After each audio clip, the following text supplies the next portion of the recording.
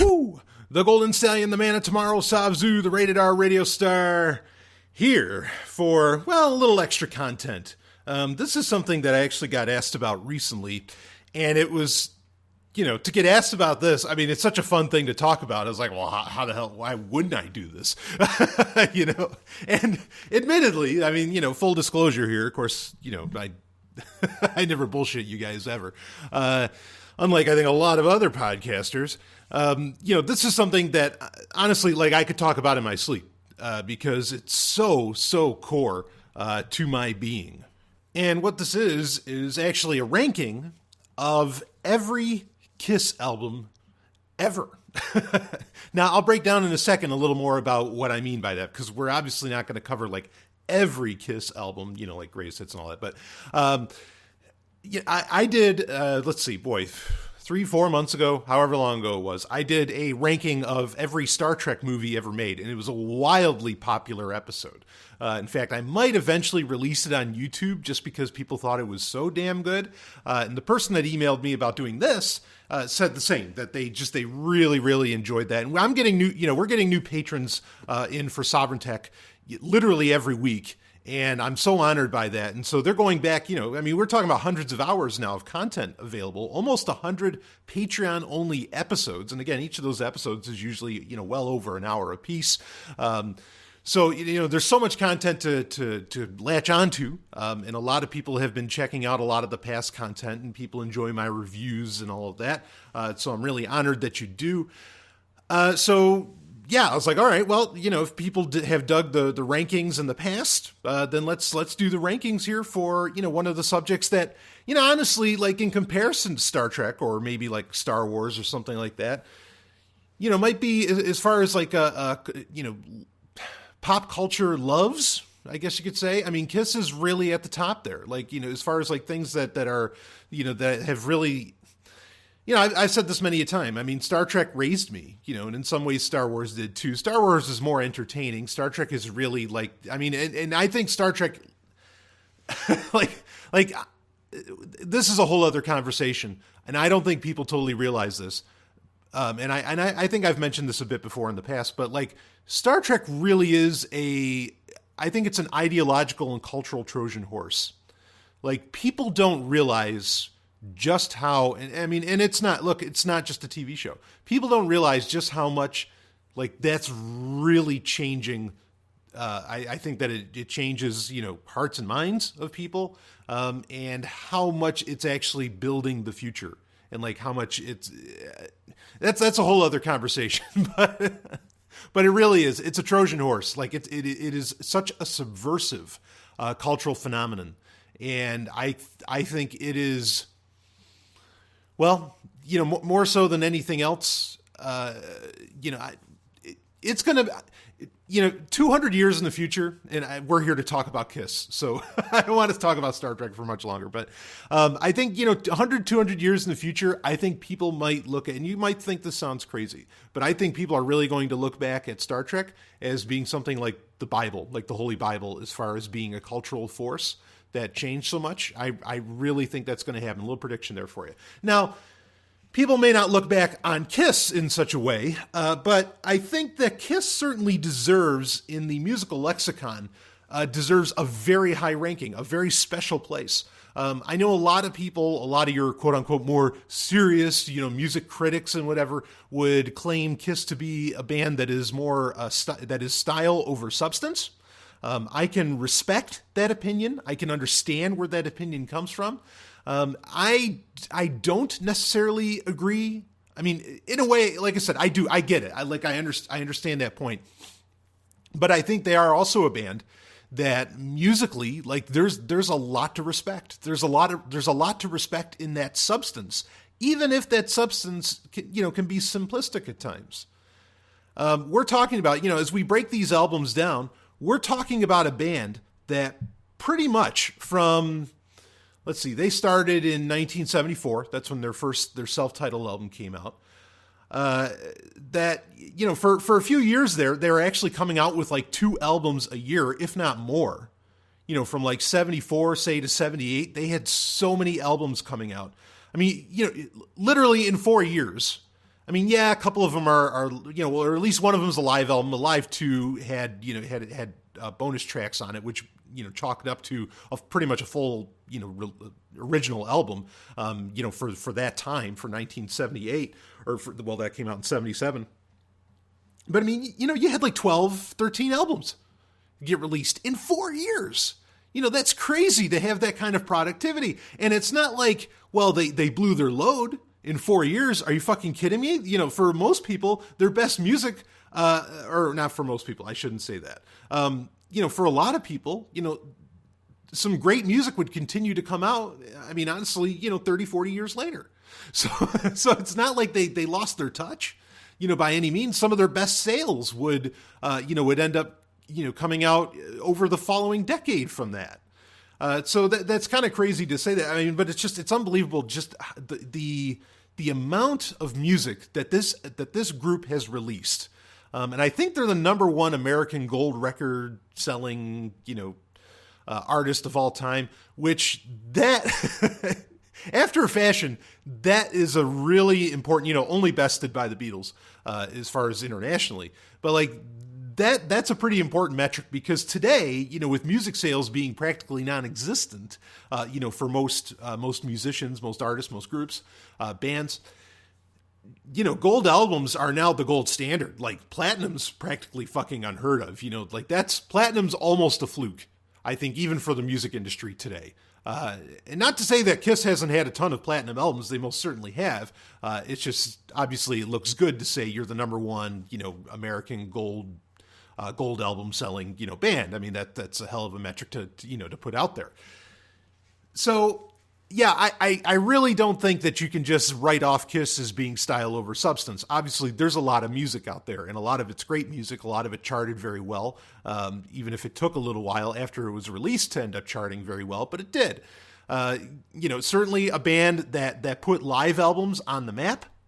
For a while. I mean, and actually I'm going to do a separate breaking down as well. I'm going to include, so how this is going to work, okay, is that I'm going to give, including live albums and some greatest hits albums, because some of the greatest hits albums have a lot of songs on them that are great songs that should not be not included in a list of greatest, Kiss pieces of all time. So they're going to be in there. There's some greatest hits albums like Kiss 40, Greatest Kiss, You Wanted the Best. I mean, like, some of those I'm not going to include here because they don't really add a whole lot. Even though You Wanted the Best, I do enjoy that because it has one of the rare live works by the late, great Eric Carr, who replaced Peter Criss. We'll talk about that as we break down the albums. But as far as live albums, I'm going to do all the Alive albums, of course. Those are, and we'll cover beyond that. But I'm going to include some of the greatest hits, some of the live albums. I am going to include them in the overall ranking of each album, or of all the Kiss albums. But at the end, I'm actually going to do a separate ranking of the live albums from Kiss, and then I'll do like greatest album, just raw album over kind of overall. Or what I'm going to do is, at the end, I'm going to have like, what is the best greatest hits? I'm sorry, what's the best greatest hits to buy them? Like, if you could just buy one greatest hits, which one would you buy? Of course, you can torrent this shit, so that kind of limitation and the purpose of doing a rank like that, or ranking something like that, is kind of moot. But whatever, if you wanted, like, what's that one Kiss album known? I'll tell you what that is. And, as far as greatest hits. And then at the end, I want it to be like, what is like the greatest Kiss, retrospective album that you could possibly have out of them all, greatest hits or otherwise? Like, just what is the top album? Because it actually won't be that album that I just mentioned, which we'll end off with, is not the same as the best Kiss album ever. So I think those are important things to kind of break down. And I'll put all these in the show notes. But I hope, you'll want to hear why I ranked all of these things. Like in the past, when I've done these kind of rankings, I've actually been reticent to include the actual listing of them in the show notes, because part of me was like, yeah, people are just going to look at it and say, okay, I disagree with them, and they're going to say, fuck off. As to where I'd really like you to hear why I chose things this way. But at the same time, a lot of people said, it's like, oh, I don't recall the name of what you listed off. Could you put it in the show notes? So I'm going to make sure this is all in the show notes. So it's going to be a long set of show notes because Kiss has had a lot of albums, over the years, and they're not, even though at times it seems like they're stopping, they're really, I don't think they're going to stop. Kiss is also, I think this is going to be, in fact, I think it was the 2099 episode. I think so. Okay. So I did Sovereign Tech 2099, a legendary episode of Sovereign Tech. It was literally the 99th episode of Sovereign Tech. And in that, I was in the fictional future. I was in the year 2099. And for what was at the time was Pick of the Week, now it's the Climax, I actually talked about what I called Kiss 2 and Kiss 3. And what that was, this fictional argument of mine was about, does Kiss 3, which is ended up being this like holographic version of Kiss of the original members and everything, were they better than Kiss 2, which again, this is all fictional. I said Kiss 2 was the band that ended up replacing, Gene Simmons and Paul Stanley. And so, because I think that, and really Paul and Gene have said that they're going to do this, is that, yeah, Kiss is going to go on without Paul and Gene. Now, that might seem unheard of for a lot of people, but I really think that's going to happen. I think Kiss is bigger than the sum of its parts for a bunch of different reasons. And I think that they're actually going to break that rule about, they have to wear the certain makeup and everything. I think that's going to change. And my theory at the time on that episode, on that Cybertech 2099 episode, was based upon, there was the fun little animated movie, Kiss Meets Scooby-Doo. And in that, there's a point where like Scooby and the gang, they end up, I'm a huge Scooby-Doo fan. Scooby and the gang, they actually end up going to like this like Kiss world. And there are a bunch of different people. They're all wearing kind of the kabuki, makeup and everything. But there is, there are a bunch of different like characters. It's not just, the Star Child, the Demon, the Celestial, and the Cat. Of course, Eric Carr would get to have his own makeup. He'd have the Fox. And Vinnie Vincent would end up with, the Magician, like he had the Ankh on his, which I thought was a really cool makeup style, and I'd love to see come back. But anyway, so I think that's going to be a thing. So Kiss, this isn't like over. This isn't final. I'm sure in the future I'm going to have to do a new ranking because I think there's going to be Kiss albums literally for the next 100 years that will keep coming out. So keep that in mind. That eventually I do plan on there's going to be more of these just by the nature of what Kiss does. So why don't we start breaking into it? This was tough. Like the first 5 are easy for me to do because I'm like, oh yeah, I instantly know what my favorite Kiss albums are. But then, breaking it down later on, it gets a little harder to kind of choose which ones end up becoming your favorite. But this is, effectively a complete, breakdown, and ranking of every Kiss album to ever come out. Now, it is important to remember that, of course, Kiss is a unique band, or not unique, it is one of the rare bands that really has multiple stages to the band. One can think of like Deep Purple, which has like, Deep Purple Mark 1, Mark 2, Mark 3, Mark 4, Mark 5. And like now, what are they on, Mark 6 or something? Where you have different versions of the band. Kiss really did have different versions of the band. Not so much that the band members really changed the tone. Like as they bring in new band members, like Bruce Kulick or Eric Carr or Eric Singer, or Mark St. John or Vinnie Vincent or whatever. Not so much, well, Vinnie Vincent's, there's an argument to be made there, but not so much that they changed the style, of the band so much. The band would change with the style of the times, really. But that you had like really different eras in that, again, that Kiss style would change. Not the style necessarily of the music so much, but just like the style of what the band presented, on stage. I mean, it's always top notch, always an amazing stage show and things like this. But you have the time where Kiss was a real mystery when they had the makeup on, and then they had their big moment, in what ended up, what was it, 1980, 81, 80, or 82? Was it? Or was it 80?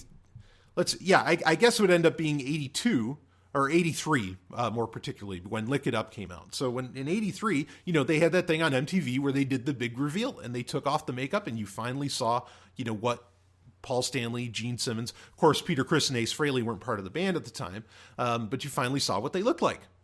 And so that was huge. And then, fast forward all the way to 1996, 97, they put the makeup back on. And so you kind of have at least three to four different versions of Kiss.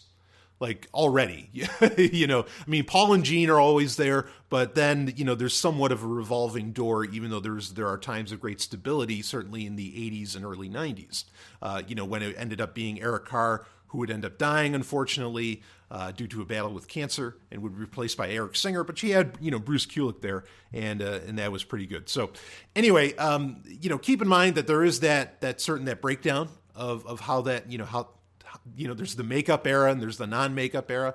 Admittedly, for me, I'll just put this right out there, and this might not be popular with a lot of people, but I don't give a shit. I am a much bigger fan of the non-makeup era of Kiss than I am of the makeup era. So you're going to see that reflect, admittedly, in my ranking, but that's enough. Why don't we just start talking about it? Let's break into it. So actually, I'm going to do this a little weird. Normally, on a top 10 list or something like that, which this is way more than 10, normally you start off with the least, with kind of the worst album. Because at the end, I'm going to do, we're going to do another breakdown, and we're going to end up kind of with the ultimate, sort of Kiss album, really.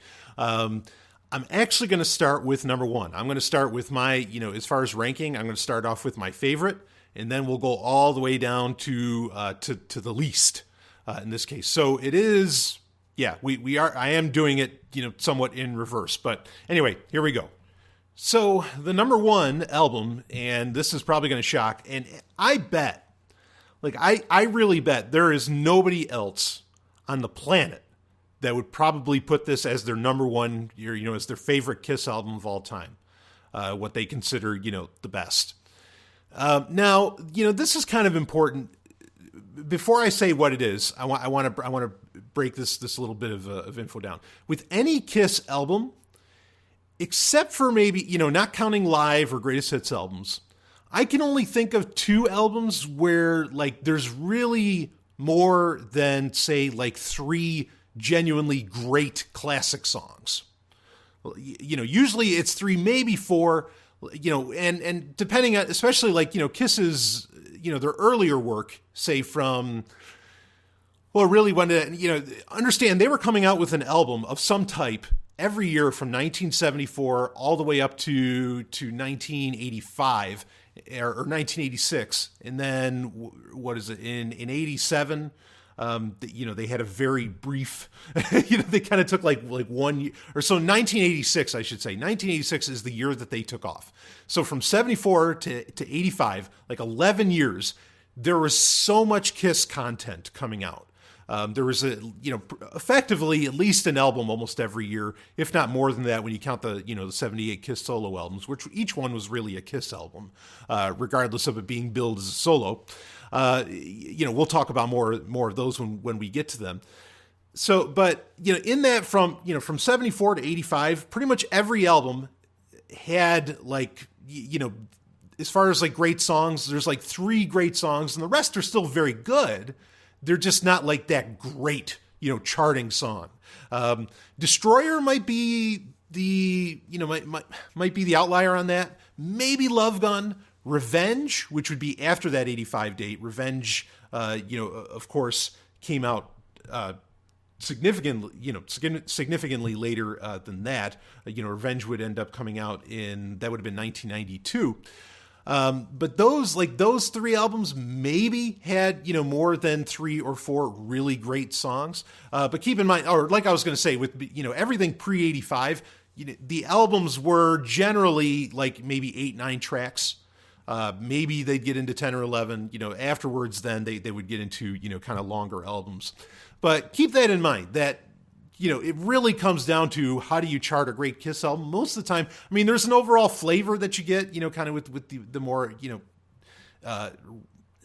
metal or rock that surrounds an album. But generally, you're going to be basing it upon, 3 or 4 really great songs. And, they're really great songs. They're fucking amazing songs. So, it's usually, one of those 3 songs or, those 3 songs are some of the greatest rock ever written. Just, straight up. and certainly some of the sexiest, which that's, keep in mind, my, part of my deep passion for Kiss, is the amount of sexy that they deliver, like that they are completely unabashed in pushing forward the fact that the gospel of rock and roll is absolutely about sex, and not even about the drugs. And I mean, it certainly is about the rock and roll, but not even so much about the drugs. Because of course, Paul Stanley and certainly Gene Simmons, even more so, are notoriously teetotalers, but they're one of the greatest rock acts of all time. And certainly some of the greatest parties in the world ever, were held at their concerts. Which is an interesting dynamic, certainly. And they're not the only ones that are like that. There's a lot of bands that a lot of people don't realize where sort of, the major guys involved are actually teetotalers. You think, for example, like Twisted Sister, JJ French and, Dee Snider, like, they're notoriously clean. As far as that stuff goes. I'm not knocking anybody that does, that stuff. And certainly one could make an interesting case. How does drugs affect rock and roll? That's a hell of a conversation to have, because, then there's bands that, not like Gene and Paul, or at least certainly with Gene, who was a major creative thrust, where like they never did drugs or drank. But then you have bands where what happens after they clean up, suddenly they lose a lot of their creative chops, it seems. Well, and I know people would take issue with the phrase clean up, and that's fine. I understand, your concerns around that. And that's, I totally get it, but we're not here to talk about that. So, all right. So my favorite Kiss album, enough the tease, is 1985's. Again, it's the end of that long run, that run from 74 to 85, where they're coming out with at least 1-2 albums a year. It was Asylum, which was it was the end of that run. And I think there might be something to that, like why they needed to take a break for a year after Asylum. One could make the argument that the reason they took a break in 1986 was because, Asylum still did like double platinum. I mean, it still sold like crazy. They didn't have any problem with that, but maybe they felt that their concert sales weren't doing very well, or, something was going on. They needed to take a little bit of a break, maybe do a little bit of a rebranding, which we might get into with the follow-up to Asylum. But whatever the case, Asylum was really an end of an era, because, like I said, every year you had some kind of Kiss album coming out for 11 years, right up into that. And Asylum has, in my opinion, it has far more than just 3 great songs, but you can easily point to 3 great songs off of the album. Now, Asylum is part of the non-makeup era, obviously being in 85. And the non-makeup era, at the time, Gene Simmons was really taking a break, he was really taking a break from the band. He was trying to pursue an acting career, a producing career. He was doing like Simmons Records or whatever. There's a whole bunch of different things that Gene was trying to do. And I can really respect that. In fact, if you're wondering who's my favorite member of Kiss, obviously it's Gene Simmons. Paul's really close, really up there, but Gene Simmons is the man, in my opinion. And I can really respect like that desire to want to do so many things, to not just have one creative outlet. I feel that all the time. And I try to satiate and satisfy, I should say, that desire, to have so many creative outlets. So at the time, he's doing his acting, was in Runaway Right. I think he was in an episode of Miami Vice. He's kind of all over the place. And so he, Paul Stanley was really the driving force in Kiss at the time and the main creative contributor. And so the musical style was different. Yeah, there's the fact that, the 80s was the whole hair metal, glam metal, whatever era. And so they were trying to match up with that to some degree, which, understand, it's not like they were trying to match up with it. They created, effectively that genre, like the hypersexualized, all the makeup and everything. They took that to its ultimate heights. So it's not like they were being copycats. But Paul was really, kind of given free rein. He didn't have Ace. Ace Frehley wasn't in the band anymore. Peter Criss wasn't in the band anymore. And Gene Simmons was not against being in Kiss. He was just off kind of doing his own thing. So he was, the creative driver. And so, it ended up, Paul thrived in this environment at the musical environment, certainly in the metal scene at the time, where, you know, everything was just over the top, you know, kind of ridiculous, crazy guitar solos. And of course, you know, Paul Stanley is a fine guitarist in his own right. And just, you know, kind of almost this flamboyance. Now that term often gets used to describe gay. A lot of people wonder, is Paul Stanley gay? I wouldn't be shocked if he was bisexual. I'm not here to talk about that. Okay. You know, he definitely got to live it up and play up a lot of things that I think he was really into. I mean, so for example, it's notorious that Paul at like parties and everything, you know, like to dress up as one of the ladies and whatever. And hey, you know, do your thing, man. I think that's fucking awesome. So anyway, so this is the time that really allowed Paul to you know, to take it to the top. And I think at the time, for the style that was going on, you know, all the fluorescence, all the bright colors, you know, the 80s, I think that Kiss like beat everybody at that. Again, partly because they were the progenitors of it, but also, I mean, they just like Paul Stanley just, you know, this was his thing. And like, he just, I don't know, he just exemplified and exacerbated like all of these different attitudes, the sexiness, I mean, the whole thing. And so the kind of the big three songs from Asylum would end up being Who Wants to Be Lonely? Then there's All Night, literally exclamation point, All Night. And the very popular song, I mean, at the time, like this was a smash fucking hit, was Tears Are Falling. And, you know, if you watch, there's a great DVD. I should have done like a ranking of DVDs, because also Kiss has not just some of the, you know, one of the largest album counts of any band in history. They have one of the largest home video releases count of anybody in history, because it is, you know, they are, as much as they are an audio, you know, act, they are a very visual act. And so, you know, that lends itself to having a lot of home video releases, right? My favorite home video release from Kiss is definitely Kiss Exposed. And in that, you get a lot of the music videos, especially from the 80s. And, you know, you see the videos for Tears Are Falling, for Who Wants to Be Lonely, for All Night. I mean, the video for Who Wants to Be Lonely is probably my favorite Kiss video, music video of all time, with Lick It Up, you know, kind of getting close with that. But I just love that music video. And I mean, there's just women everywhere in leather and everything, you know, and they're all dancing around in this bathhouse with like showers going and all this. I mean, it's wild, you know, and that whole album of Asylum just exudes that attitude. You know, it's pouring out of it. So, you know, Tears Are Falling, All Night, Who Wants to Be Lonely? I mean, there's other, King of the Mountain, I think, is a great song. Trial by Fire. You know, there's a lot of great, you know, songs on that album, in my opinion. Like, I think it's track for track. I listen to the whole thing all the time. And yeah, I mean, I think it took everything that made Kiss so great, it also brought it to a highly technical level, because at the time, this is when you would end up with kind of the second greatest maybe version of Kiss, where it's, you know, Paul Stanley, Gene Simmons, Bruce Kulick taking over for Ace Frehley, or what actually was Vinnie Vincent, then Mark St. John, who ended up with a medical condition that he couldn't play any longer. He was only on the one album, Animalize, which Asylum was the sequel to. And then, you know, and then you had, of course, Eric Carr at the time. And then, you know, you end up with Eric Singer later on. But really, I think that four is like the greatest lineup of Kiss, was Eric Carr, Bruce Kulick, Gene Simmons, and Paul Stanley. And Asylum was the start of that. And it's such a great album. Like, I mean, it just shows, Gene was off doing his own thing, but just how tight musically they were.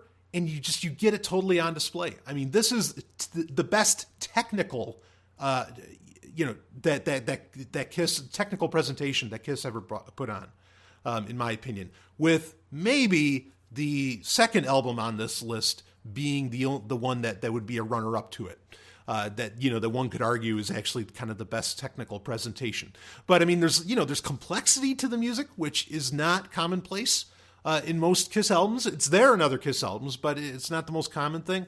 I think Asylum is so good. You know, the style that it brings on, the substance that it has, the songs are so obviously, you know, I mean, just over the top sexual, which is exactly what, in my opinion, you want out of a Kiss album. It's a very positive album, you know, and there's not really, and this is the other thing I like about it too. Now, Kiss has awesome ballads. I love Kiss's ballads, but there's not a ballad on this fucking album. Not one. And I think that's great. You know, I mean, it's the two precursors to Asylum, they didn't have ballads on them either. Okay. And they probably didn't because that was a style that was selling for them at the time. Because Lick It Up was such a huge success for them after really what, were sadly some failures. And then Animalize was also a huge hit.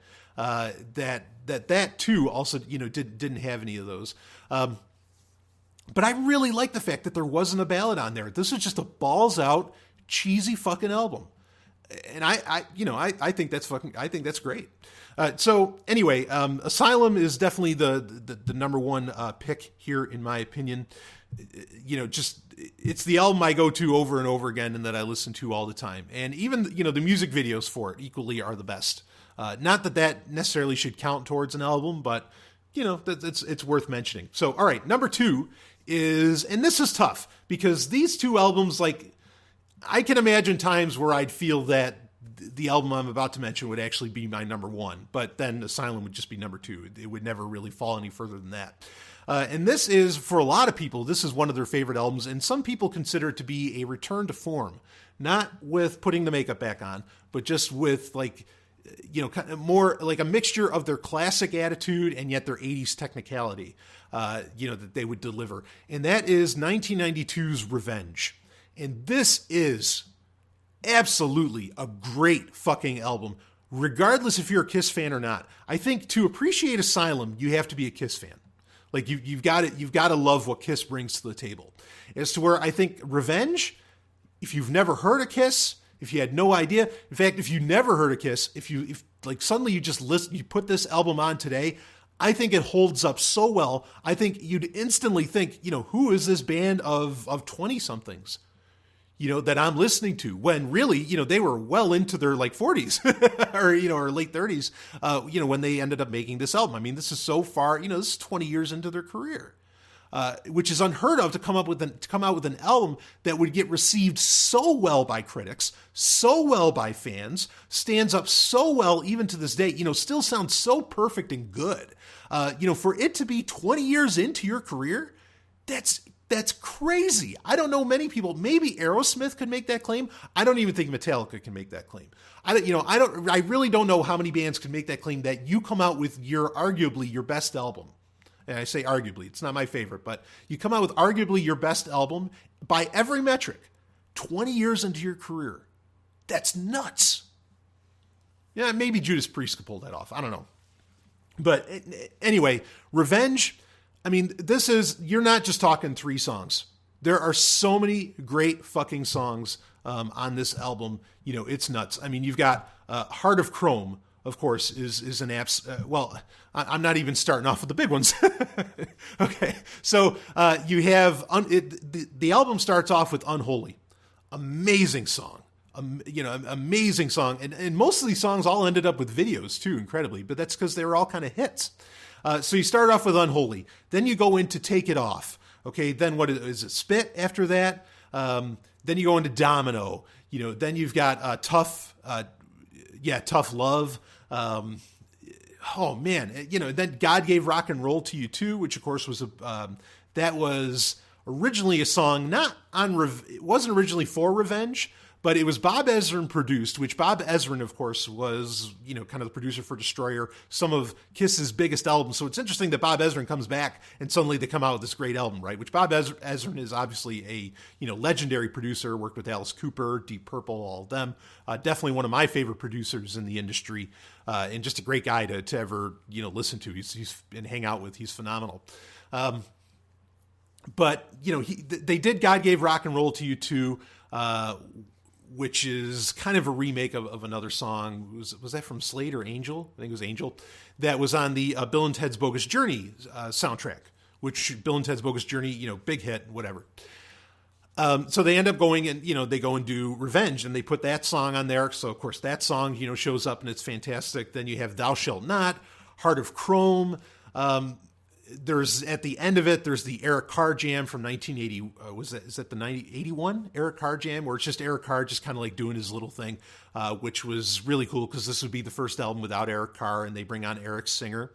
Then another great song is I Just Wanna, which has the funny like play on words where it's I just wanna forget you. Like the song is called I Just Wanna, and it sounds like the lyrics are saying, or what the lyrics are saying is I just want to forget you. But the way that Paul Stanley sings it, they break up the word forget into forget, and it sounds like I just want to fuck. And and when you listen to live versions of the songs, a lot of that song, generally, depending on the time frame that you're listening to it, they don't really perform that song much anymore. But Paul will actually say, I just want to fuck, so that the joke, like it's a total in joke. It's kind of like Britney Spears. If you seek Amy, it's, if you fuck me, like that's what the song's saying. Right. And so that song's just high energy, a lot of fun. So the only weak, like literally, I think this album is track for track. Obviously, the Eric Carr jam, you don't really count that as a song. That's just on there for posterity to include Eric Carr as part of it. And that's a beautiful thing for a band to do. The only weak song on here is Gene's Paralyze. And Gene did, kind of reinsert himself. Like he started getting rededicated to Kiss with this album. And you can tell because, that kind of that classic badass style that Gene generally brings us to where Paul, it's all about the flamboyancy, and over the top and everything. Gene's badassery kind of comes back. But ironically, he also has the only weak song on the album. The only thing that keeps it from being like absolutely perfect and unquestionably the greatest Kiss album of all time is the fact that Paralyze is a really weak song. Like, in fact, it sucks. Like I almost never listen to it. I just think it's a shitty song. There you go. The other Gene songs on there, Unholy, Domino, they're the best Kiss songs ever written. Some of the best anyway. But Paralyze is just pure shit. It's so bad, which maybe that's why I give it the number 2 slot, just because I can't forgive that song. It's just terrible. That is undeniably, in my opinion, the worst Kiss song of them all. Even worse than the Kiss theme, which that's actually a song, the Kiss theme. It's even worse than the songs than every song on The Elder. Paralyze is so bad. It's total filler. I can't believe they let it on there. I don't understand why they let it on there because it cheapens the rest of the album. I would have left it off. I don't know. Gene must have felt some need to have that on there. But otherwise, all the songs on there are great. In fact, little known fact, and I didn't realize this until recently. So something I've talked about is a guy that I recently discovered who I kind of knew of in the past because he was in Alice Cooper's bands for 2 of Alice Cooper's best albums, Raise Your Fist and Yell and Constrictor. And I've talked about this on Sovereign Tech because when I found out about the guy, he was all I could talk about. That being Kane Roberts, who was a guitarist, music writer. Now he's a video game designer, but from the 80s or from the late 80s, early 90s. He had his 2 albums, he technically has 3 and he's working on a 4th, but he had his 2 big albums, which was his self-titled, Kane Roberts, and then he had Saints and Sinners, which came out, was at 91. He co-wrote my favorite song off of Revenge, which is Take It Off, which ironically, Take It Off and Domino at the time, and this is a very important fact to understand, at the time in 1992 and 93 were the number 1 and number 2 songs in the world for strip clubs. Like straight up, like it was just known that they were the number 1 and number 2 songs at strip clubs. Believe me, there are metrics for that. And that's awesome. How cool is that?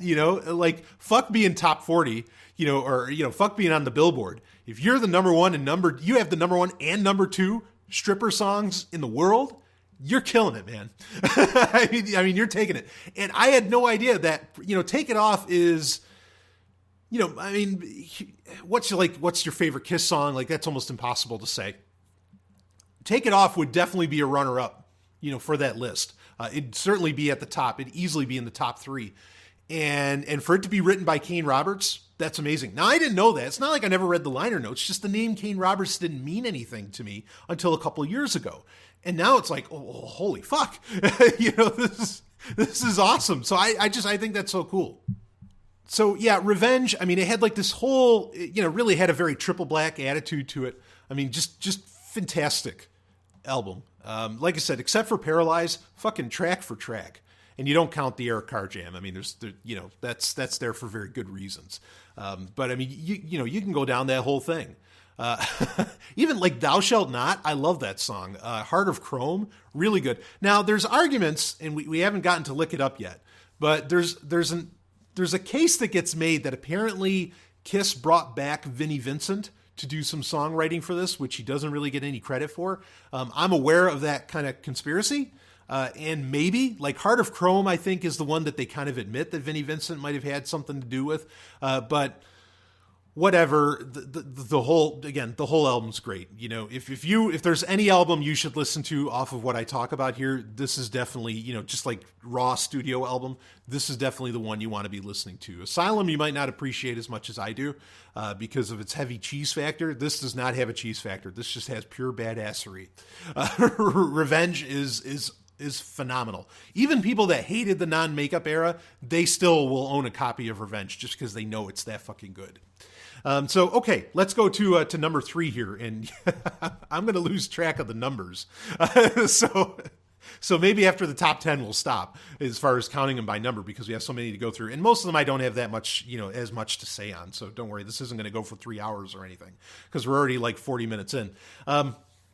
But the next one is actually the follow-up to Revenge, which was 1993's Alive 3. Like I said, I would include greatest hits and live albums in this breakdown because they are so core to what Kiss is. And some of them have like unique tracks. Now, Alive 3 does not have any unique tracks.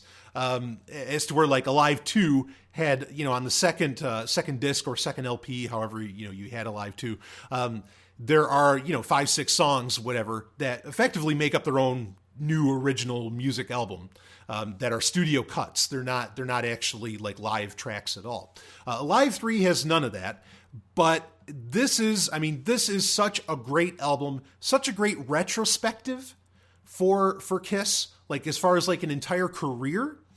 And it has it all. It has tons of tracks from Revenge, because obviously at the time Revenge was a massive hit. Like that album was so huge. There's a lot of tracks from there, like Unholy, Domino, I Just Wanna. In fact, that's where you're going to hear, you're going to hear Paul explicitly say, I just want to fuck. If you have the Japanese version of this, that also includes Take It Off. And in my opinion, the Alive 3 is still, now me growing up, when I listened to it, okay, like I had the American version until I heard that there was a live version of Take It Off, because I saw the video for Take It Off and I was like, whoa, wait a minute, this is a live cut. Where is this coming from?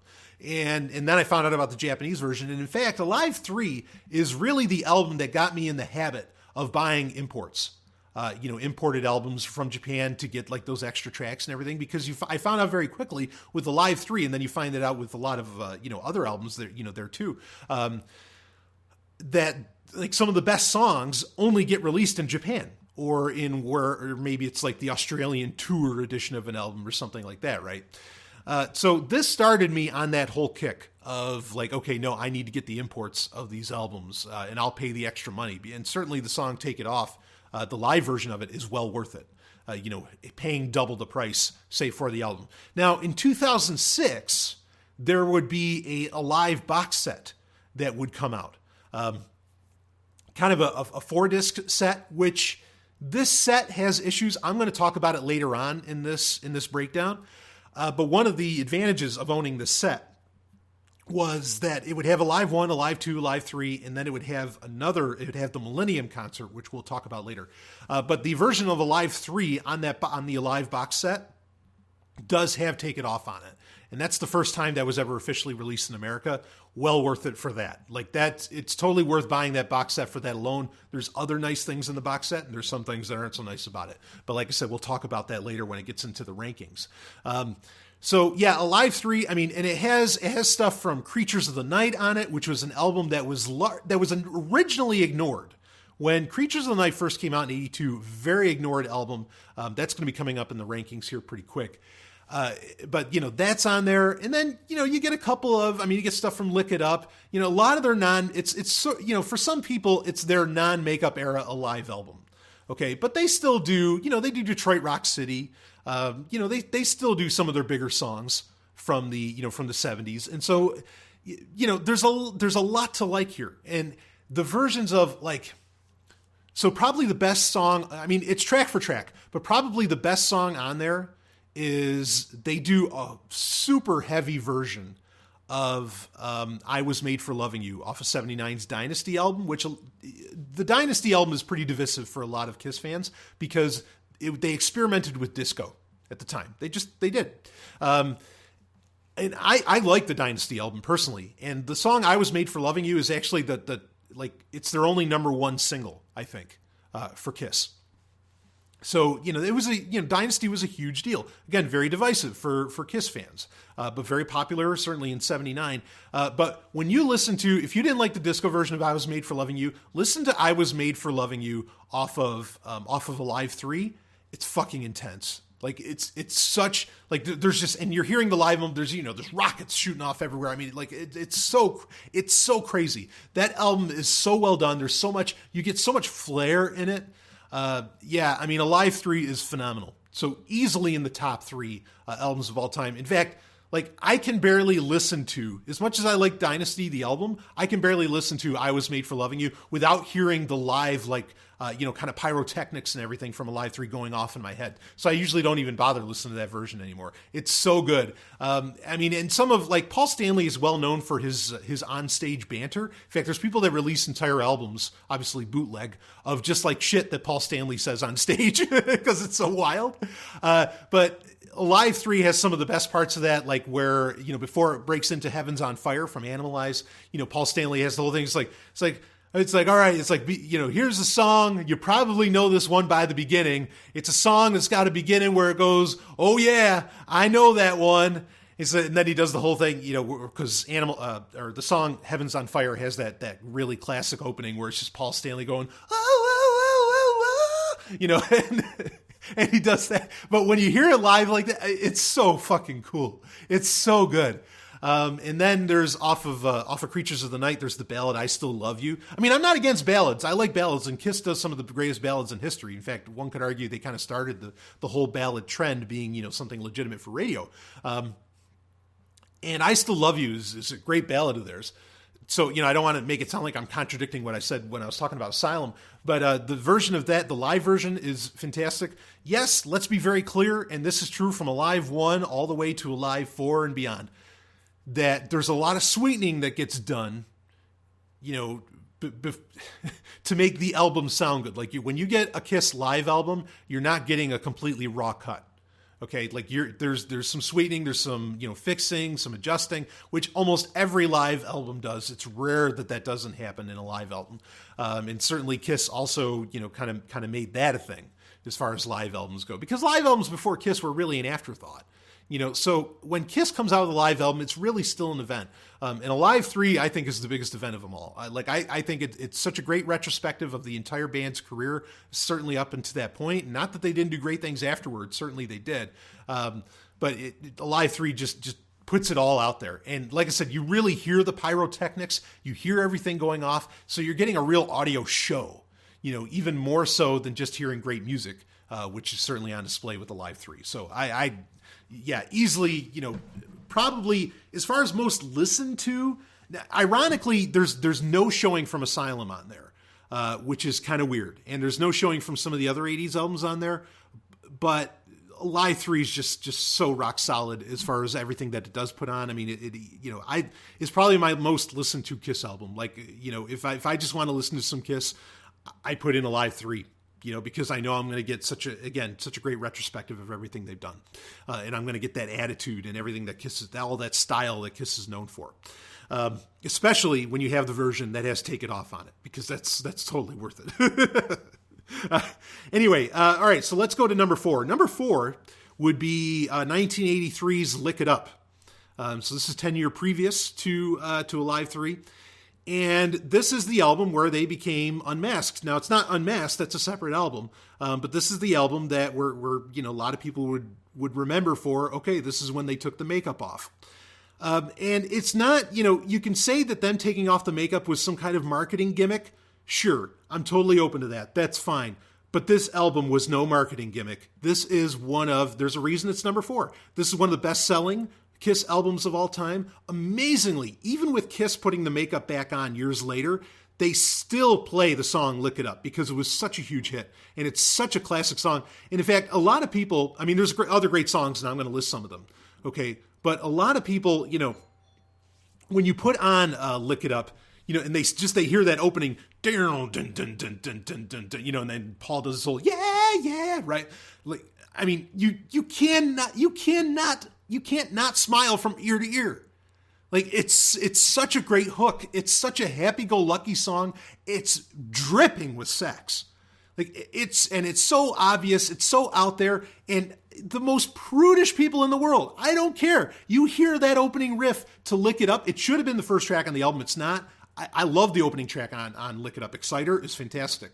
Okay. It's the third track. It should have been the opening track. But I mean, as soon as you hear it, you're just grinning because it's such a happy song. It's such a fun song. It's so good. But there's so much more to talk about with the album. And the music video for Lick It Up is fantastic, where they're walking through that post-apocalyptic world. Oh, that's fucking hot. It's so hot. It's so good. I love it. They got all the... oh, man, I could talk about that forever. So anyway, yeah, this album is great. Of course, the lineup at the time is Vinnie Vincent, Eric Carr, who now fully has, really replaced Peter Criss, even though it was well known that he did it with the previous album, Creatures of the Night. But now it's unabashed that Ace Frehley has finally left the band, and even though really he had left before Creatures of the Night. And then so you have Vinnie Vincent, Eric Carr, Paul and Gene, and it's a tour de force of an album. There's really not a bad song on there. The only one that I think is a little rough is Young and Wasted. Again, another Gene cut, and it's almost like Paralyzed, where it kind of keeps this from being a perfect album. Some people like, and Give Me More is kind of weak too. Give Me More and Young and Wasted are like sort of the weak tracks. But other than that, like some of the cheesier stuff, On the Eighth Day, I love that. On the Eighth Day, God Gave Rock and Roll. A Million to One, totally underrated song that you'll never see get played live, but it's an amazing track.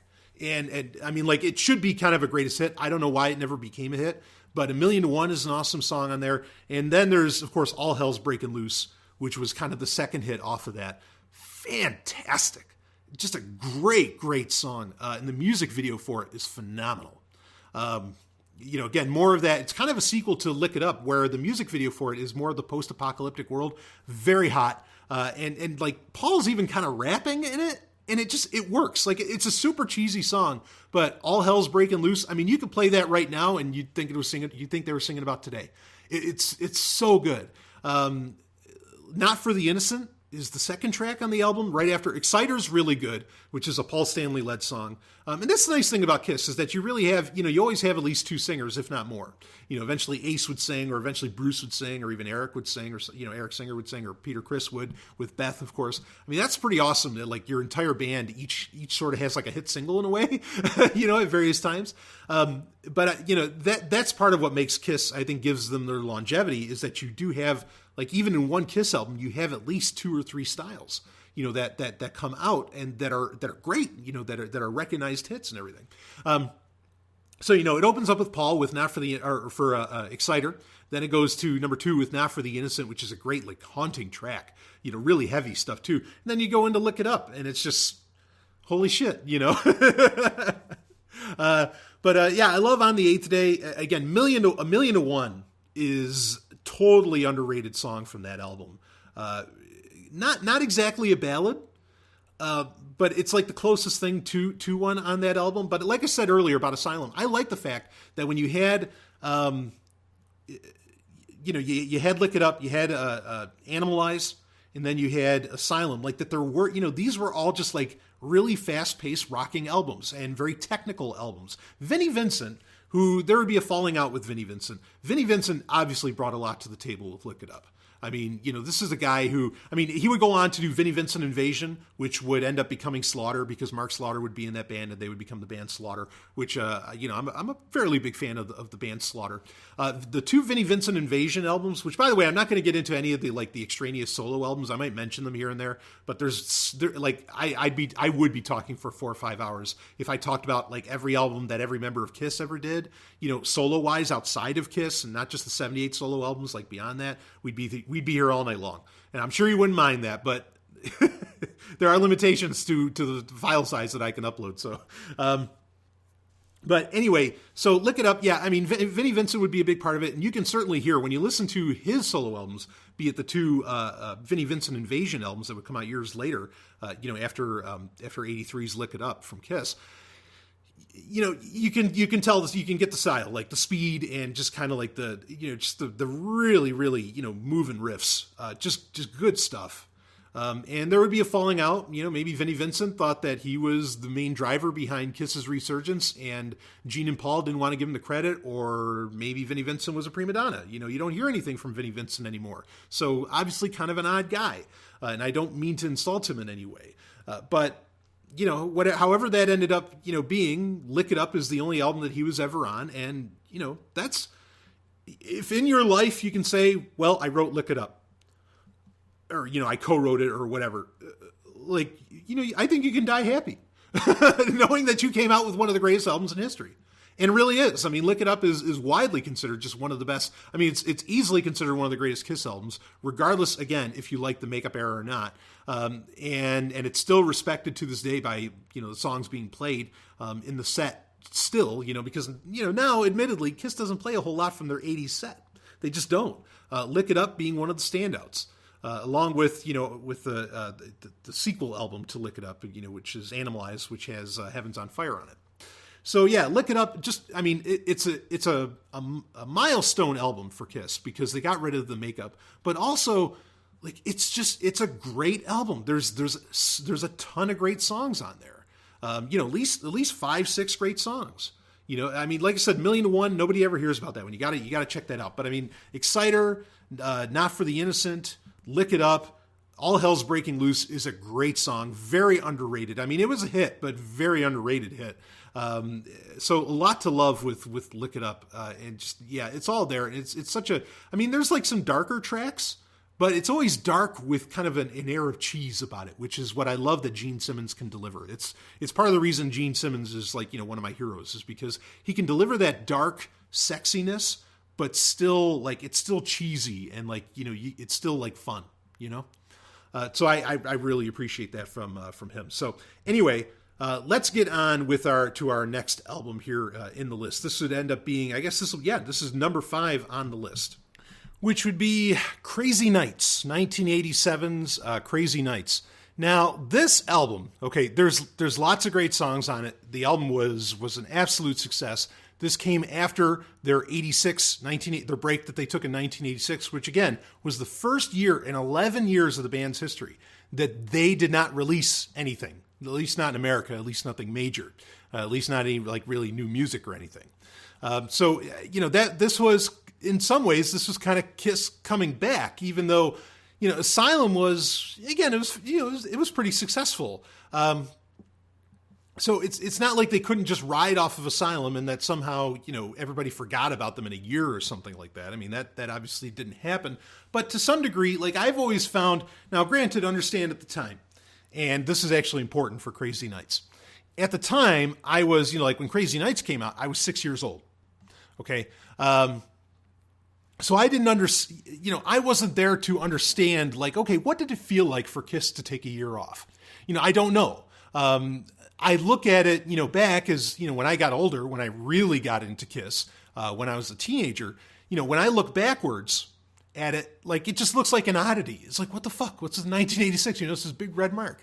So I don't, I can't exactly say on that. And I've read a lot of books on Kiss, their album retrospectives and everything, which are very well done, that, kind of describe what was going on for the band at the time. And to some degree, as I understand it, yeah, this was sort of a relaunch of Kiss in a very real way. The band at the time was the same as it was with Asylum, where it, kind of what I consider to be, like I said, their strongest lineup, that being, Gene Simmons, Paul Stanley, Bruce Kulick, and, and Eric Carr.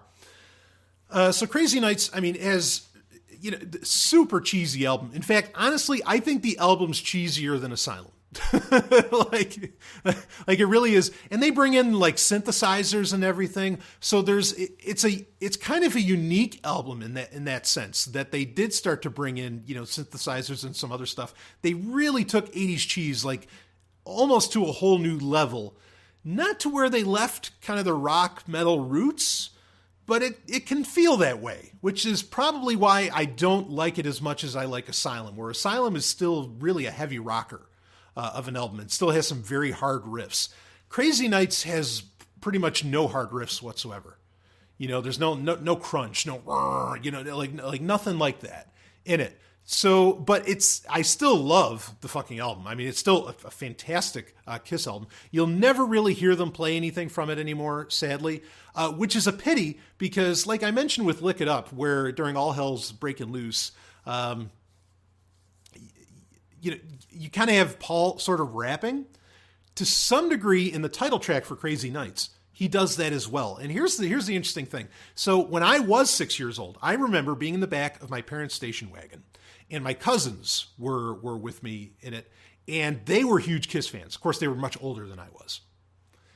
And they were like, they were playing Crazy Nights. In fact, one of my cousins actually had a jean jacket where he had the patch in the back, which was like the broken glass, the broken mirror cover of Crazy Nights, the album cover for it.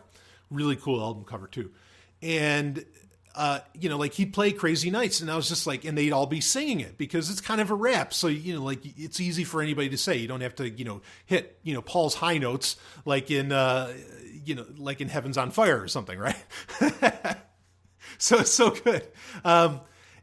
And like at 6, I could sing or belt out anyway, the entire song of Crazy Nights, and I loved it.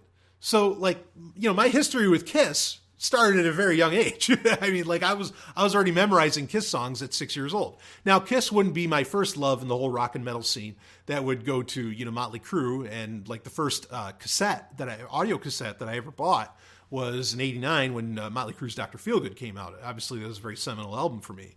But later on, I would, after dalliancing with so many '80s metal bands like, Motley Crue and Whitesnake and the rest of them, I would, as a teenager later, I would finally, settle back down and be like, okay, Kiss is fucking awesome. They're the greatest band in history, But yeah, I mean, I had that start off, and I never forgot. I can still sing. I mean, obviously now because I listen to these albums all the time, I can sing every word. But like even up until there's never been a point in my life other than thinking back before I was 6 years old where I can't remember being able to sing every lyric or every word to Crazy Nights. So really important album for me in that sense. But I actually like a lot of what's on there. Crazy Nights is a great song.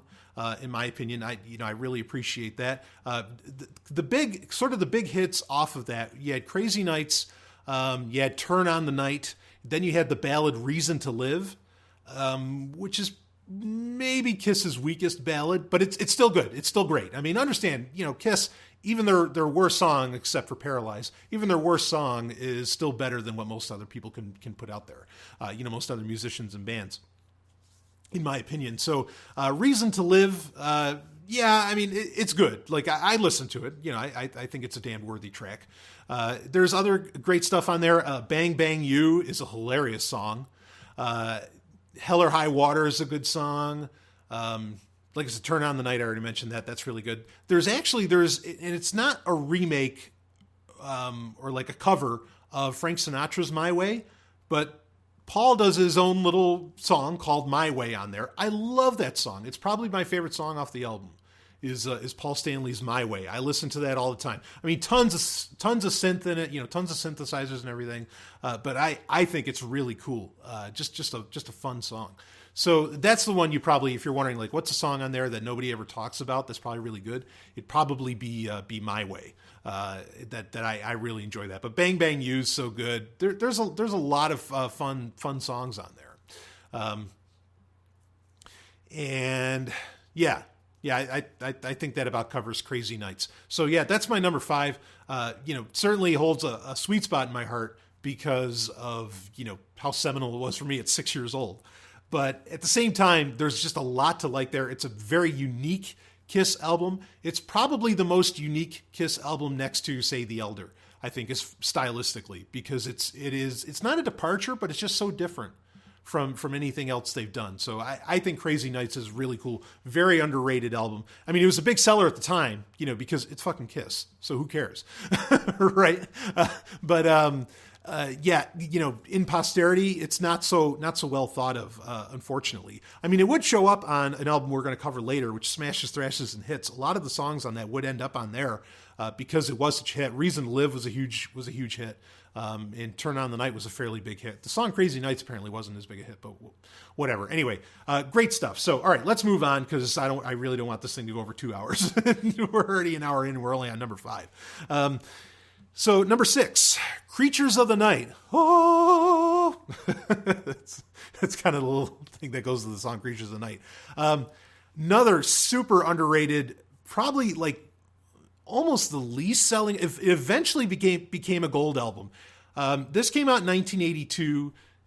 Paul, originally on the album, it's technically a makeup era album. And it's the only one where really Eric Singer was still wearing makeup, and it's also, the album that was being toured to where Vinnie Vincent would join the band, because Ace Frehley, even though he's on the cover with his makeup on, he really wasn't a part of the album. That Vinnie Vincent would be in makeup as well. So Creatures of the Night, yeah, a weird album because it's a transitional period, right? Like MTV suddenly became a thing, and of course you had the music video, which is very well known, and the song that is fairly popular, which is I Love It Loud. I think it's a great song too. And that, that would be big on MTV, or would get some play on MTV and everything.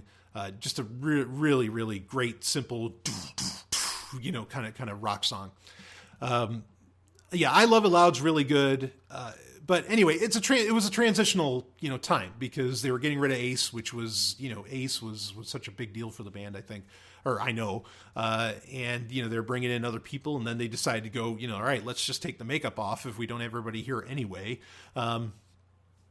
Which was a smart move. So eventually Creatures of the Night would get re-released kind of as a non-makeup album, and I actually consider it a non-makeup album because of it. In fact, whatever music software or whatever I happen to put it into, there was a version of it, I think that came out in 85, that was the re-release, where the cover art is non-makeup, and it actually has Bruce Kulick and Eric Carr on the cover, instead of Ace being on it, with his makeup on. And I really like to think of the album that way. I don't like to think of it as an Ace Frehley album. I don't like to think of it as a makeup album because, really the attitude for the album is so clearly 80s. It so falls in line with what they did during the non-makeup era. There's no reason for it not to. Now, this album has, so many great songs on it. Like, it's ridiculous just how really track for track this album is. Opens up with Creatures of the Night, which when you listen to that on a Live 3, that is such a great opener. For an album to have, especially a live show, or then if, you're doing a Live 3 and you're doing a live show, it's fantastic for that. It has I Love It Loud, of course, which is great. It has I Still Love You, which is a ballad, fantastic ballad. There's some really underrated tracks on there. Rock and Roll Hell, very underrated track. Fantastic, though. There's a lot. Danger, I think Danger's a very fun song. For Paul Stanley to do.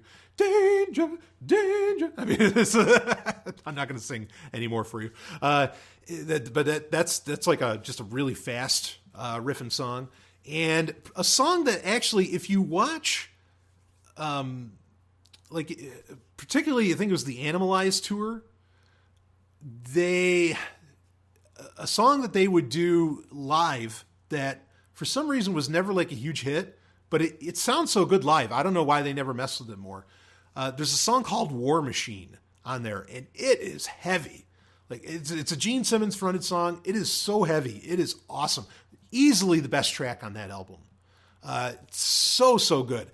And so yeah, it's a really, again, it's a very underrated album, Creatures of the Night. It kind of flew by night, or flew under the cover of night, it seemed, because nobody really latched onto it until they re-released it. I mean, a lot of people enjoyed the song I Love It Loud. I don't think it took off as well as perhaps they were hoping. In fact, I know at the time the tour for Creatures of the Night was kind of a weak, like they weren't selling out. It was sort of a weak tour, even though they pushed really hard. And obviously with a song like War Machine, like they brought a tank on stage and everything. I mean, I guess it was really nuts. So a pity, but yeah, I think that's just a tremendous fucking album. So, number 6 spot definitely could easily sit in the top 5. A lot of people, again, makeup or no makeup, really respect that album because it is so damn good.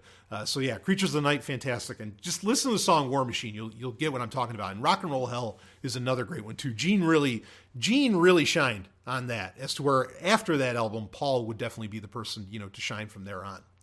All right, let's go on to, I guess this would be number 7. And that is 1989's Hot in the Shade. Woo! Now this album, this is a good album. This is fun. They dropped pretty much I think they dropped all the synthesizers in this, from 87's or 87's Crazy Nights.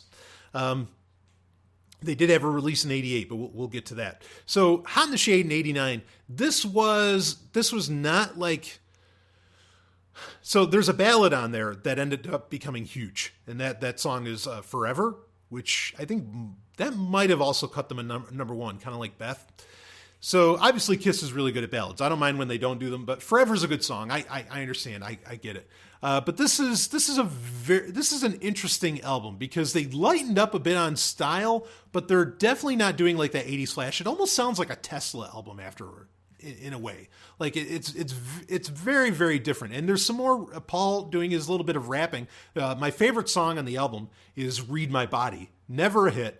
But I think it's such a cheesy, sexy song, and Paul kind of does his little more of his rapping, kind of like with All Hell's Breaking Loose, and Crazy Nights and some others, and I think it works out really, really well for it. There's the song Hide Your Heart, which was kind of a hit, which also got covered by, and I still don't know the total story around this, because Ace Frehley would also do a version of Hide Your Heart on one of his albums. This is, again, that strong version of the band where it's Eric Carr, Bruce Kulick, Gene Simmons, Paul Stanley. A unique thing happens with this album. So the first track on it is Rise to It, and a music video was made for Rise to It. Again, this album wasn't the biggest hit, but it was pretty wild. And if you can catch live footage from the concerts from this album, like there's a huge Sphinx on the stage, which is of course on the cover of the album too. That's really cool. I mean, it's a wild fucking album. Of course, they were doing very well after Crazy Nights was quite the album. Crazy Nights was a pretty good hit, a pretty good seller. So the song Rise to It, a great song, like very sexy. I enjoy the hell out of it. The song Rise to It, the music video for it opens up with like a flashback to Gene and Paul putting the makeup back on, or with them in the makeup room getting the makeup on. And then at the end of the music video for Rise to It, they walk out of there with the makeup on. Now, a lot of people thought that meant Kiss was going to come back with the makeup. As to why that didn't happen then, a lot of conversations, a lot of different stories as to what happened there. Is it because Eric Carr died? A year or two after this, that they said, okay, no, we're not going to go back with the makeup, because Eric Carr would have been kind of the legitimate person to be wearing the makeup. And I can agree with that, even though now Eric Singer and Tommy Thayer are wearing the makeup in place of Ace and Peter, whatever. But maybe that was what was going on. They just weren't ready to kind of hang it up yet, or what, or maybe the success of God Gave Rock and Roll to You Too on Bill and Ted's Bogus Journey, kind of changed their mind. Maybe it's kind of the grunge era that made them change their mind, which when the grunge era came in 93, you can read interviews where Gene says like he loves what Smashing Pumpkins is doing. He loves all this shit. And they were going to try and go that direction. In fact, they did. We'll talk about that album later. Yeah, that was kind of a weird thing, and that definitely got a lot of people talking. And was it just a marketing gimmick to sell Hot in the Shade? Maybe, and maybe it worked, But I think it's a great album. Forever was a huge hit. Not my favorite track off the album, but Read My Body's really good. Even some of the weaker, or some of the what one might consider to be filler stuff from Gene Simmons, like Cadillac Dreams, and some of this other stuff. I think they're all good. I dig all the. Silver Spoon's a good song. Like I said, Read My Body is probably my favorite off the whole damn thing. Love's Like a Slap in the Face. I think that's a great song. There's a lot. It's a long album, but I think there's a lot of great cuts on it. And Rise to It, of course, is an awesome song. And Hide Your Heart, like I mentioned, that was really good too. So yeah, Hot in the Shade, I got to put that there. And particularly for Rise to It and Read My Body are just two of the, most sex dripping songs that Kiss has ever done. And kind of fun, like they're fun songs, which is nice too. So, okay, let's go to number 8, which is Animalize, 1984's Animalize. And I got a funny story to tell about this one. But first off, let's talk a little bit about the album. Best known, obviously, for the classic track that still gets played by them today, even though they're wearing the makeup, which is Heaven's on Fire. And totally understandable. It's a great song. I mean, it's a great fucking song. Mark St. John was on with this, and of course he would end up with a condition. He's actually, I think he passed away. He ended up doing like White Tiger, not White Lion, but White Tiger. But yeah, Mark St. John was fine. He was actually like a music teacher. I mean, it was amazing that he became a member of Kiss. Didn't really have the look. There's nothing wrong with him, but I don't wish anything bad on anybody. But I'm glad Bruce Kulick ended up coming into the band afterwards. Because Bruce brought a lot of style, a lot of technicality that Mark St. John, I'm sure, could have had, but it just wasn't really on display much for it. So anyway, Animalize has some other... Like the one song, obviously Heaven's on Fire, is so good. Like it makes up, it justifies the entire album's existence, right? But boy, I mean, like a lot of the other songs on it are sort of, I don't know, they're good. Like they're good, but they're not totally memorable. Like the memorable ones are the ones that are kind of ridiculous, like Burn Bitch Burn. That's actually a song. I want to put my log in your fireplace.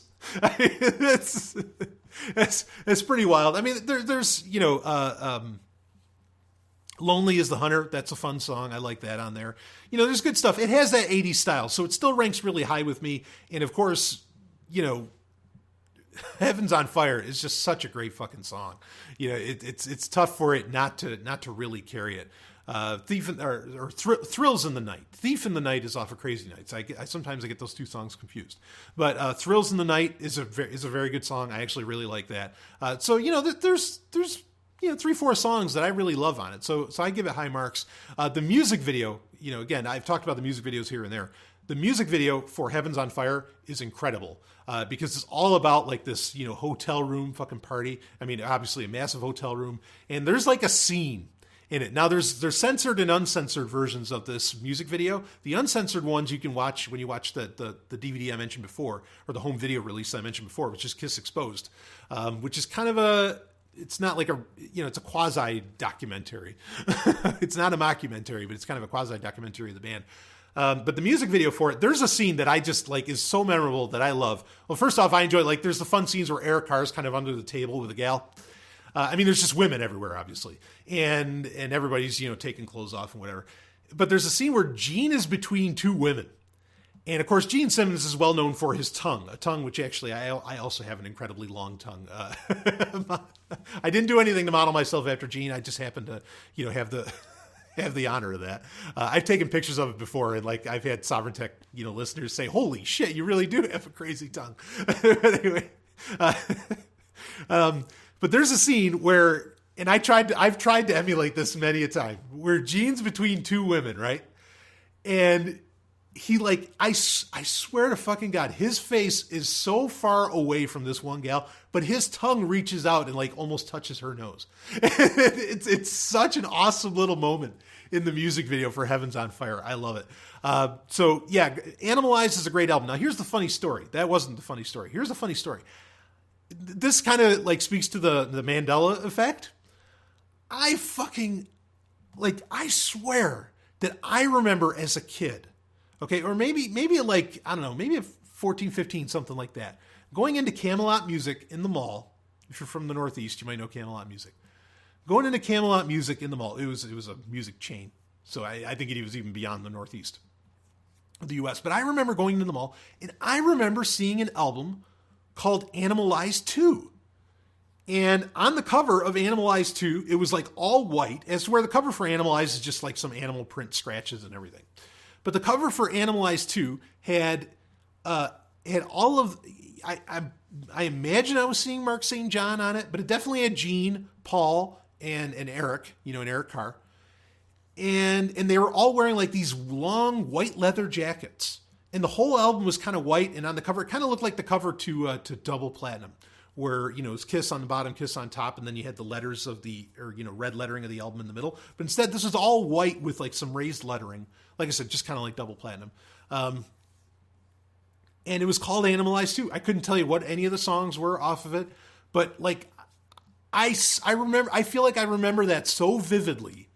But obviously that never happened. That was never like a thing.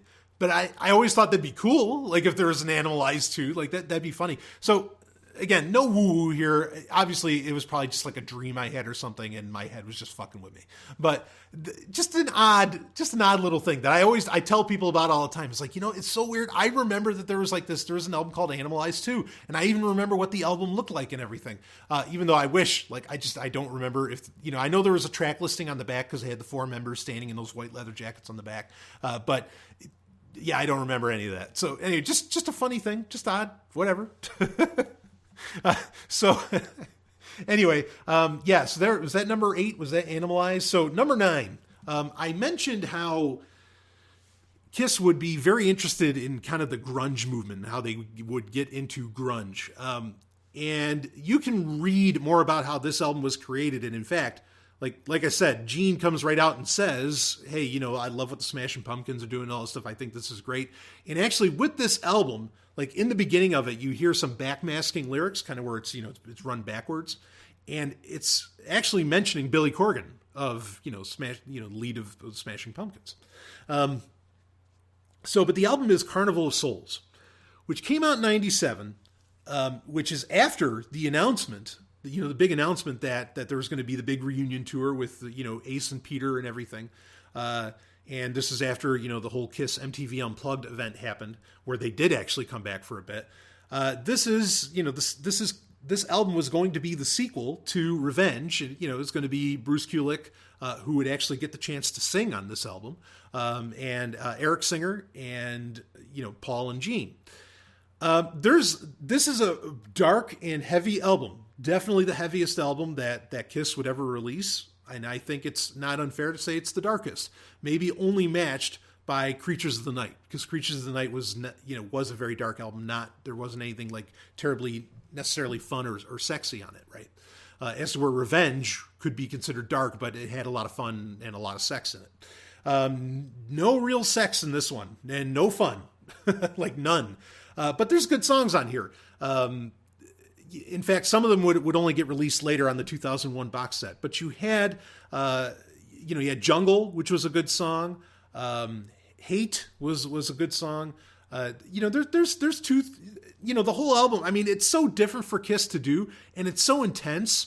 I really like it. Then there's, of course, there's this song, Childhood's End, which was the only thing that was remotely like a hit off of it. But yeah, good stuff. 3, 4, 5 songs on there that I think are really good, especially Jungle. And I really dig Hate. And Childhood's End is good. Just very different. But I rank it really high because I think it is such a unique outing, for them that it holds a special place. So I really dig it. Was that number 9 or 10? Let's see. Okay, we got 1. We got Asylum, Revenge, Alive 3, Lick It Up at number 4, Crazy Nights number 5, Creatures of the Night number 6, Hot in the Shade number 7, Animalize number 8, Carnival of Souls number 9. So number 10. Okay, this is pretty good. This is a good listing for number 10. Number 10 would actually be the first greatest hits album that's going to take on this list, which is Smashes, Thrashes, and Hits. An awesome greatest hits album.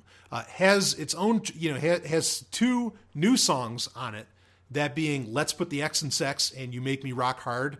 Both pure cheese, very sexy, just coming off of Crazy Nights. And there's still some of the synthesizer kind of involved, especially with Let's Put the X in Sex.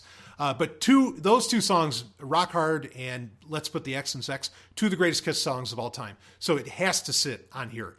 Also, the other thing I like about it is that they play a lot of Kiss classics in it, like even a couple songs from the 70s and whatever. But it's being done with with Eric Carr and Bruce Kulick. So you get a very good technical playing of some of these songs. In fact, it also has one of those other rare Eric Carr cuts where it has Eric Carr performing Beth on it, and Eric Carr is a great singer. And you can see that too, because like Eric Carr also he had his solo stuff for like Rockology and all that were really good. Even though they're kind of more demos now than anything else, but it's worth it for that. The version of the song Love Gun on there is awesome. But yeah, it's kind of the 80s greatest hits album, with studio tracks, but it's a great compilation. And the song, let's put, for Eric Carr's version of Beth and for the 80s band, for that great lineup performing Love Gun and Let's Put the X in Sex and You Make Me Rock Hard, it's an awesome collection of songs. That's really, really worth your time. So I put that at number 10 easy. There's a lot to love on it. All the tracks on it are top notch. You get Tears Are Falling. There's a lot of 80s songs that we're missing off of it that makes you want to go back to the catalog, but it's a great introduction to Kiss at that time. And it has songs on there that are just absolutely required, Kiss listening, in my opinion. So great little album there. So, all right, we're out of the top 10. So now we should be able to blaze through these pretty good. Starting out of the top 10, this will actually be the first album from the 70s era. Of course, what one would argue the most popular era of Kiss. And this album, this is the one that I think of all the albums, except for maybe Destroyer. And of course, this is, in many ways the sequel to Destroyer. This is the album that you listen to it today and it still sounds really good. Like it still holds up like, yeah, that could have come out yesterday, something like that, especially when you remaster it a bit. And this album has had, what did it have? Like a 30th anniversary, like 2-disc re-release and remastering and everything. Not like Destroyer, where Destroyer actually got like a reimagining, more so than just a remastering on its, its 40th anniversary or whatever. This one was a little bit different, and I kind of hope they never do what they did with Destroyer for this, because again, it's an album that sounds so good. That being 1977's Love Gun. Now the song itself, Love Gun, that is such a great rocker. Like that is kind of it's really where I think Kiss started to get into where Kiss would play a little bit faster, which would become a hallmark in the 80s, I think, where they'd have a little more speed to everything that they're doing, instead of just like the pure simplicity, perhaps, of their music of the 70s. So, and Love Gun, that was the other thing too, is Love Gun had a kind of some good complex riffs to it. Just a very unique Kiss album. Like I said, and it does really hold up very well. In fact, for a lot, there aren't many of us, but for the fans that, a lot of fans that I've talked to that actually enjoy the non-makeup, or the no makeup era of Kiss, Love Gun, the song alone is usually the song that they actually love from the 70s because it sounds similar. Like it has that feel. So you kind of got the hint of what was to come of Kiss, when you listen to Love Gun. So not surprising, I guess, for me that it's, what adds up to being, it's number 11 on this list, but it adds up being my top album, for that era, for the makeup era or the original makeup era of Kiss. I think that, there's some fun tracks in that. Christine 16 is a great song. Then the last track on it, Then She Kissed Me, which is, of course, is a kind of a remake of Then He Kissed Me, kind of the classic song from the 50s or whatever. But Paul Stanley doing Then She Kissed Me, I love that fucking track. One of my favorite Kiss songs of all time. So much fun. In fact, I remember the first time the lovely, hyper-intelligent Dr. Stephanie Murphy kissed me. You better believe that song was running through my head, and I was playing it all the way home, baby. That was so fun. Just so cool. 1977's Love Gun. Just a ton of great songs on there. But of course, Is Dr. Love, or no, Dr. Love's on Rock and Roll Over or whatever. Anyway, Love Gun, lots of fun. Just a great album. Could easily sit in the in the top 10 for me, but it's at number 11. I really enjoy it. The next one is actually, the next album on the list is 1998. Let's forward almost over 20 years, is 1998's Psycho Circus, which was the album when, kind of when they came back with the makeup. This was the reunion album in many ways, or studio album anyway. It wasn't the reunion live album. That honor would go to Kiss MTV Unplugged or Kiss Unplugged. Psycho Circus is an awesome album. It was a great comeback album.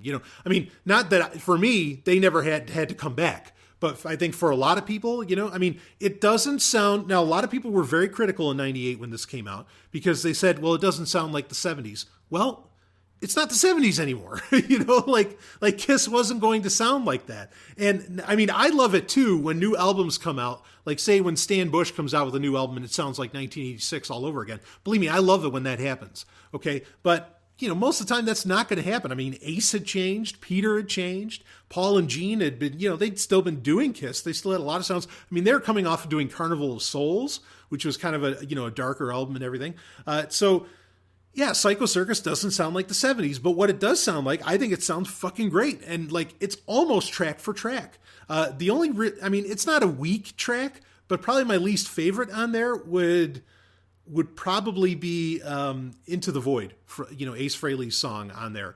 And that's not a knock on Ace Frehley, because if you get like one of the tour editions or one of the fan editions, which there's like a 4-disc fan edition of this album that's so good. There's what was it, In Your Face by Ace? I love that song. Just about any other edition other than the American edition that you get of Psycho Circus has Ace Frehley's In Your Face on it. And I think it's a great song. So it's not like I hate Ace's songs by no means. Off of Love Gun, what did you have? Shock Me? I think that song's badass. I really don't have a problem with Ace. But Psycho Circus, Raise Your Glasses, We Are One, Within's probably my favorite song off there, which is a Gene Simmons led song. The actual title track, Psycho Circus, which is now a hit. Like that's a song now that makes it regularly on set lists because, everybody really started to get into that song. There's tons, Pledge Allegiance to the State of Rock and Roll, Journey, Dreamin's an awesome song off of there. That's kind of like a darker song from Paul on that album. There's a ton of great songs on this album.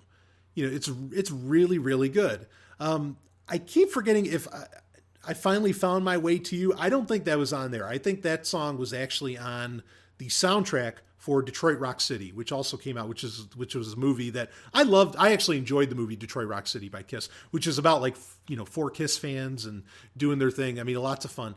But I Finally Found My Way to You, or no, maybe I Finally Found My Way to You is on Psycho Circus. Anyway, that's a Peter Criss ballad. Yeah, it is what it is. For Peter Criss, it's cool. So yeah, Psycho Circus, number 12, easy. It's a good song. It's a good album. I listen to it all the time. The 4-disc fan edition, I love that. I listen to that nonstop. A lot of good heavy rockers. Within is really good. We Are One, very cheesy song, but I enjoy the hell out of it. Raise Your Glasses, You Wanted the Best, great song. They're all kind of anthems celebrating Kiss, but that's okay. When you're a Kiss fan, that's fine. It works. You want that. But probably best track off of there is Within, with Gene Simmons. It's a good, heavy, very heavy song, actually.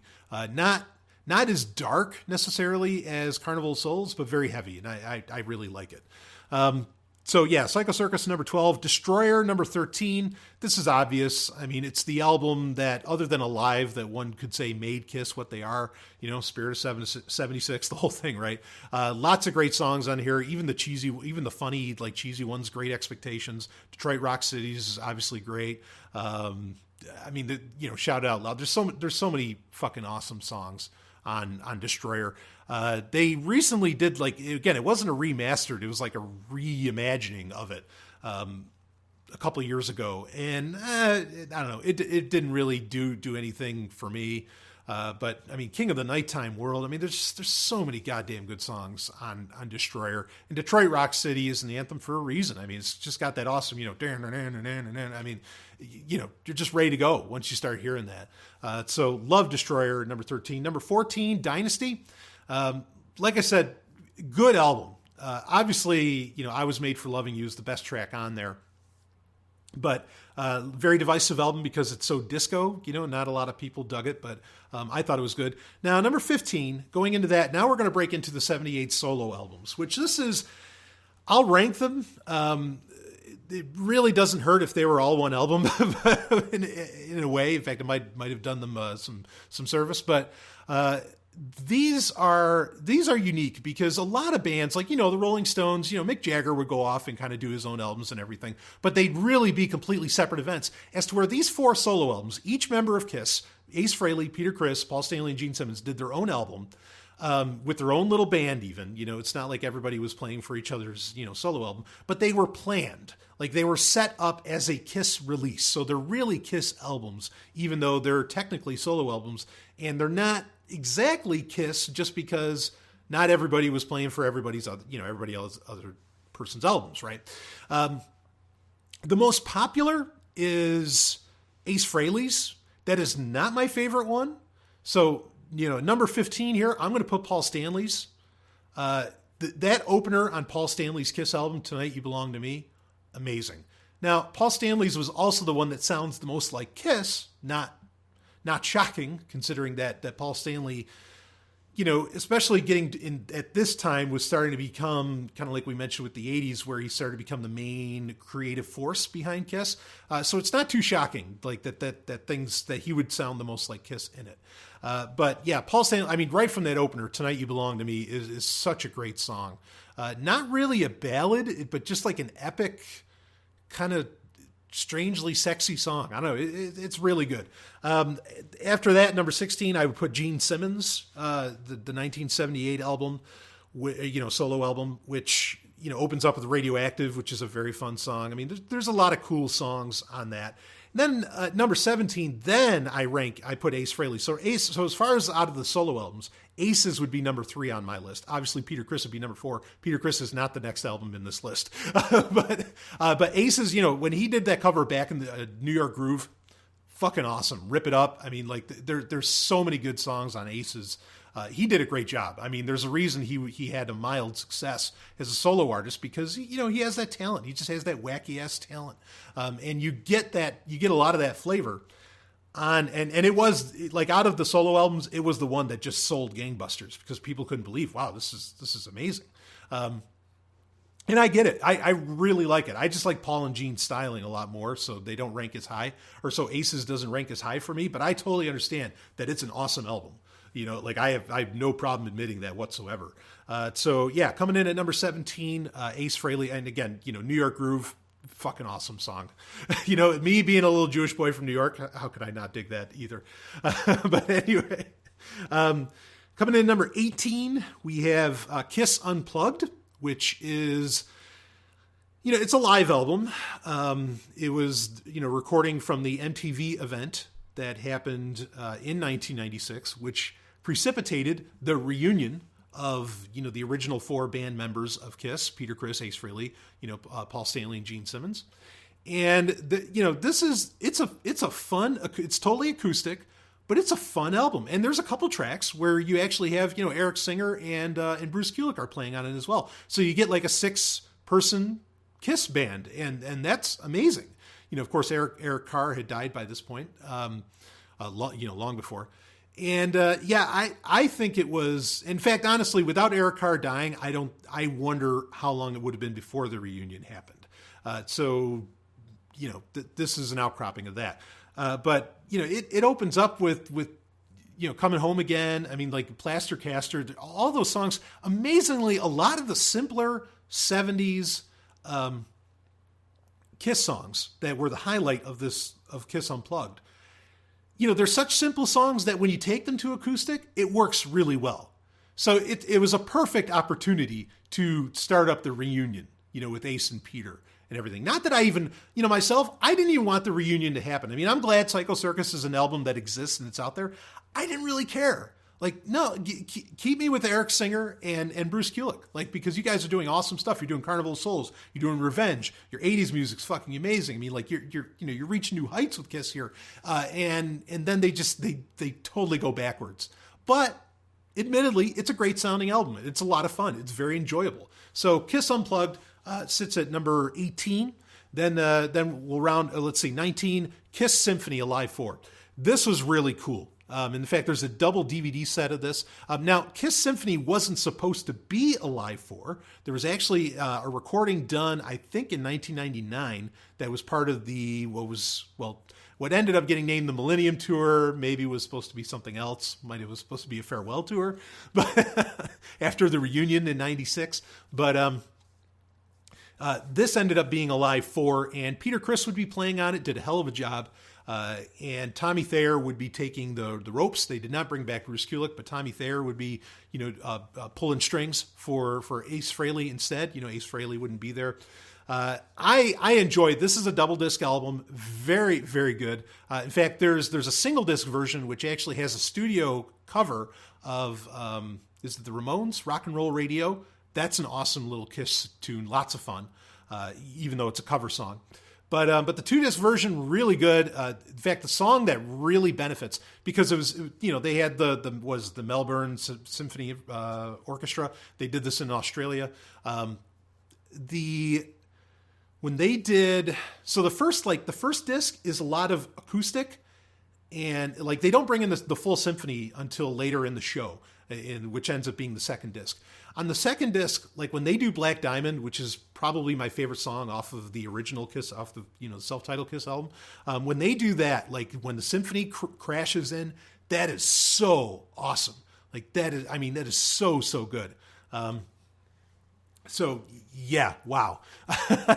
Which, by the way, Black Diamond is also a great bonus track by Yoshiki on Kiss My Ass.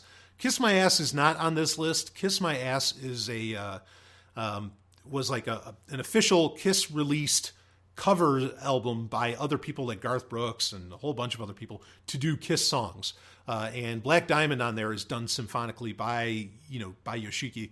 And that is a great track and was a prelude really to hearing just how good Black Diamond sounds with a full symphony behind it. And of course, Peter Criss there, belting out the lyrics and, Paul doing the thing and everything.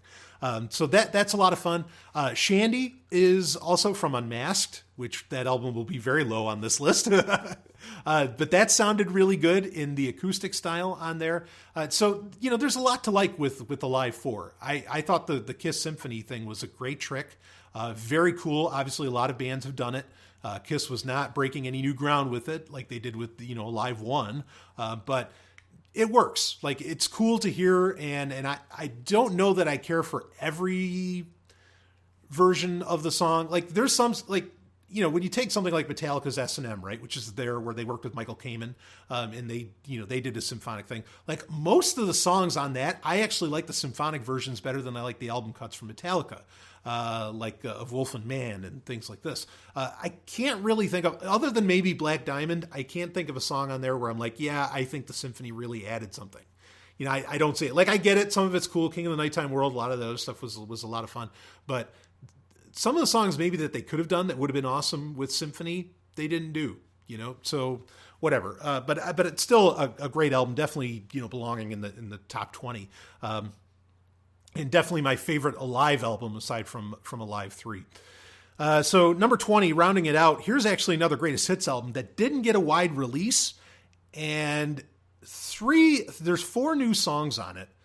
3 of the new songs on it were put on the box set, into the Kiss box set in 2001. But, it's a shame because the one I think that they didn't include on there was such a good song that I have to count Killers. Otherwise I'd write off Killers if all 4 of those songs were on the box set, but for some reason they left one of them fucking off. But the song that I think is really good off of Killers is I'm a Legend Tonight. And that's the song that didn't make it onto the 2001 box set, which just blows my mind. because it's a really like sexy, kind of a deep song. I mean, simple, but I really, really dig it. I'm a Legend Tonight. It's all like, one of the lyrics is, I know I got to make it till 5 a.m., meaning that, Paul's going to be stooping till 5 a.m., like all night long. It's so good. But the other three tracks that were unique to it were Down on Your Knees, Nowhere to Run, and Partners in Crime. Partners in Crime being the weakest of the four new songs on it. But those all, I believe, if I remember correctly, were all on the box set. But I'm a Legend Tonight, like, that's so good. Why not include that? Whatever. Oh yeah, in fact, so funny lyric with I'm a Legend Tonight. So it says, it says believing in 5 o'clock, meaning that he's going to make it to 5 o'clock. But if you look in the lyric, I think if you look in the booklet, if I remember right, and I think actually if you go to like any lyrics site on the internet for that song, it says believing in Bible crop. It's like, what the fuck? What are you talking about? Believing in Bible crop. Weird ass shit. So I don't get it. I don't understand at all what they're going there. But Killers, those four tracks are great. Four tracks. Partners in Crime is kind of weak, but Nowhere to Run is really good. And Down on Your Knees is also a really fun song too. So now getting into number 21, this would be 2009's Sonic Boom. Which had this is a fun, this is a cool album. I mean, and kind of coming back, of course, the lineup now, this is kind of the third or fourth lineup, depending on how you want to count them, where it's Gene Simmons, Paul Stanley, Tommy Thayer, and Eric Singer, and of course, they're all wearing the makeup. Sonic Boom had some, it was unique in that I think it was only being sold at like Walmart. Like that was literally the only place you could buy this album back in 2009. But it went gold. I mean, that's something. Like this is kind of a return of Kiss in a very real sense. And depending, in the Walmart version, when you bought it, you got a DVD of a Buenos Aires live show from 2009, and then also you got a bonus disc, which was actually the release of Kiss Classics, and that's Classics with a K, where they redid a bunch of songs, with the modern band, which I think is a cool release. Like that alone gives the album a lot of credit, just because you could buy this album if you wanted, and it is a very complete Kiss collection. Even though the sound, the songs today re-recorded don't sound as hot as they did, back when they were originally recorded. But you get a lot of good stuff on that. I mean, on the bonus CD, not even talking about the original music from Sonic Boom, but on the bonus CD, you got Deuce, Detroit Rock City, Shout It Out Loud, Hotter Than Hell, Callin' Dr. Love, Love Gun, I Was Made for Lovin' You, Heaven's, which is a great rocking version of it without the disco stuff, by the way. Heaven's on Fire, Lick It Up, I Love It Loud, Forever, Christine 16, Do You Love Me, Black Diamond, Rock and Roll All Night. I mean, you've got a great selection of real, Kiss classics on there. And then you have disc 1, which is, an awesome album. In fact, honestly, like part of me wants to rank it significantly higher. Like Modern Day Delilah was a great song. Russian Roulette's really good. Never Enough is really good. I mean, like there's a lot of good songs on this. A very enjoyable album, a very listenable album, in my opinion. They came out in 2009, and this is kind of the return of Kiss. And I mean, at the time, Paul Stanley's kind of rhetoric was like, oh yeah, we're still killing it. We're in our 60s. Who gives a shit? But we can still come out with tons of albums. And that leads us to I guess this would be number 22, which was the follow-up that came in 2012, which was Monster. Another very good album, in my opinion. Hell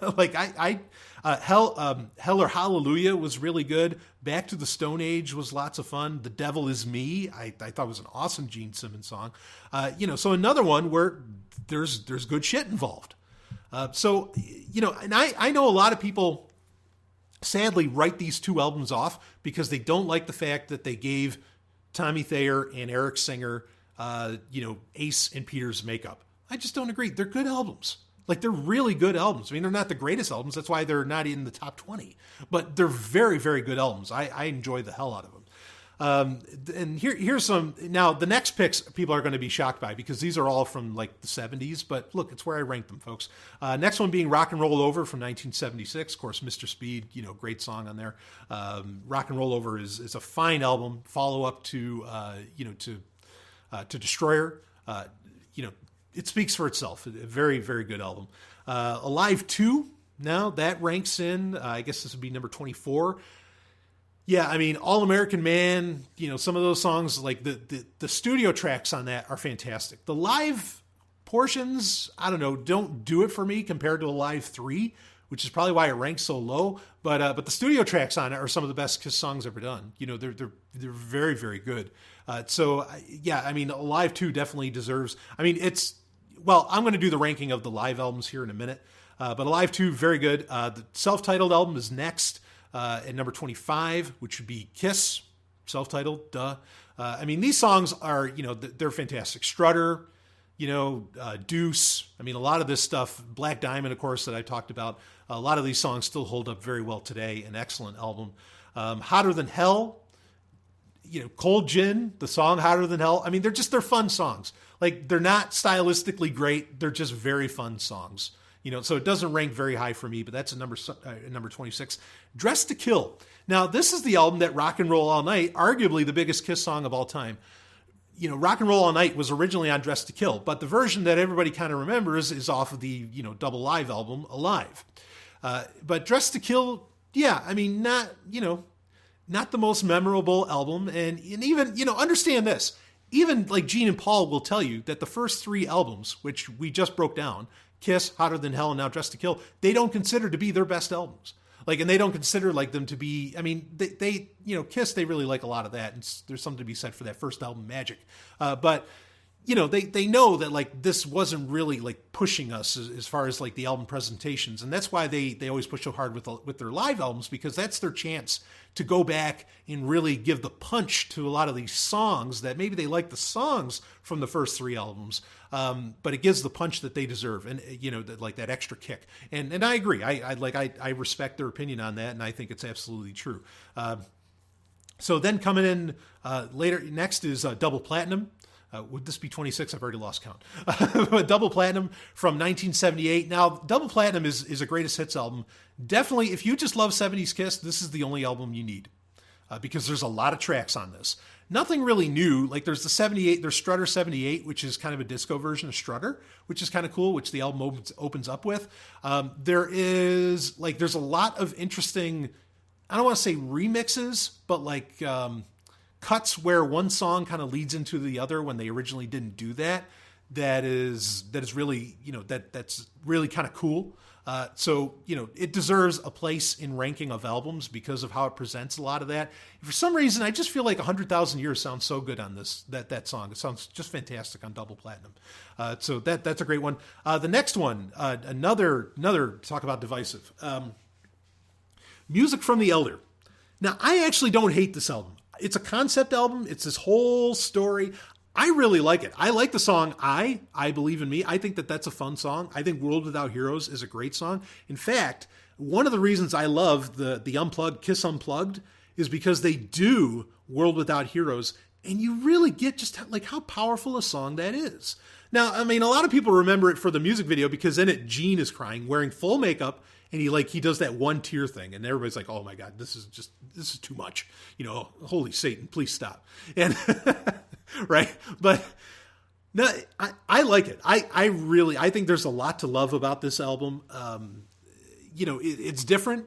The band has felt differently about it at different times, but I dig it. I don't think it's the worst thing they've ever done by a long shot.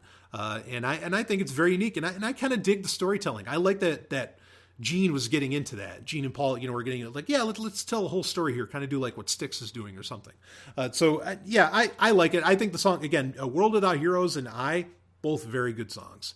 Some of the more operatic stuff that Paul does, yeah, I get it. That's not really, the best, but like I said, it's certainly not the worst that they've ever done. And if anything, compared to the rest of the albums on this, that'll top out this list, it does have at least 2 good songs instead of maybe just one that you kind of let slide, right? So I got to give it that. Next on the list is actually the box set from, which is literally that huge 4 or 5 disc, 2001 box set. And the box set was really cool because it brought a lot of songs from releases around the world that maybe America never saw, and it finally put them in one place, which was really nice, even though it didn't really collect everything. But it's worthwhile, and there is a demo track, I think on disc 3, called Time Traveler, which is from the 80s. The song is great. It's pure 80s Kiss, and non-makeup Kiss, and it is so good. And I think it was supposed to be for a movie or something. But Paul Stanley's in perfect Paul Stanley form. And I think that track alone is worth the price of admission for the whole thing because it's such a unique track. And you get a lot of unique cuts from Carnival of Souls, which is one of my favorite albums by Kiss. So I think it's a very worthwhile collection to have. And also it has what was kind of unique at the time. It had a track from what was supposed to be a Live 4, not Kiss Symphony like we talked about, but what was originally supposed to be a Live 4, which will be on this list. So yeah, the box set, really cool. At the very least, it has Time Traveler, and that's totally fucking worth it. And it has those great cuts from Carnival of Souls. And at the time, I mean, for a few years, people were wondering, okay, you advertise, you put a track from, like a version of Detroit Rock City or a Rock and Roll All Night from a Live 4.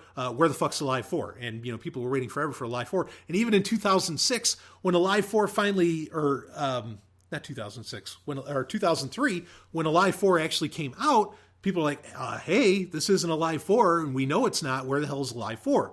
So the box set was really worthwhile for a long time. It doesn't hold up necessarily as well today as it did then, as far as its importance with what it delivered, but still a great box set. And it covers so much great music, but you're buying 4 or 5 discs, depending upon the version that you get.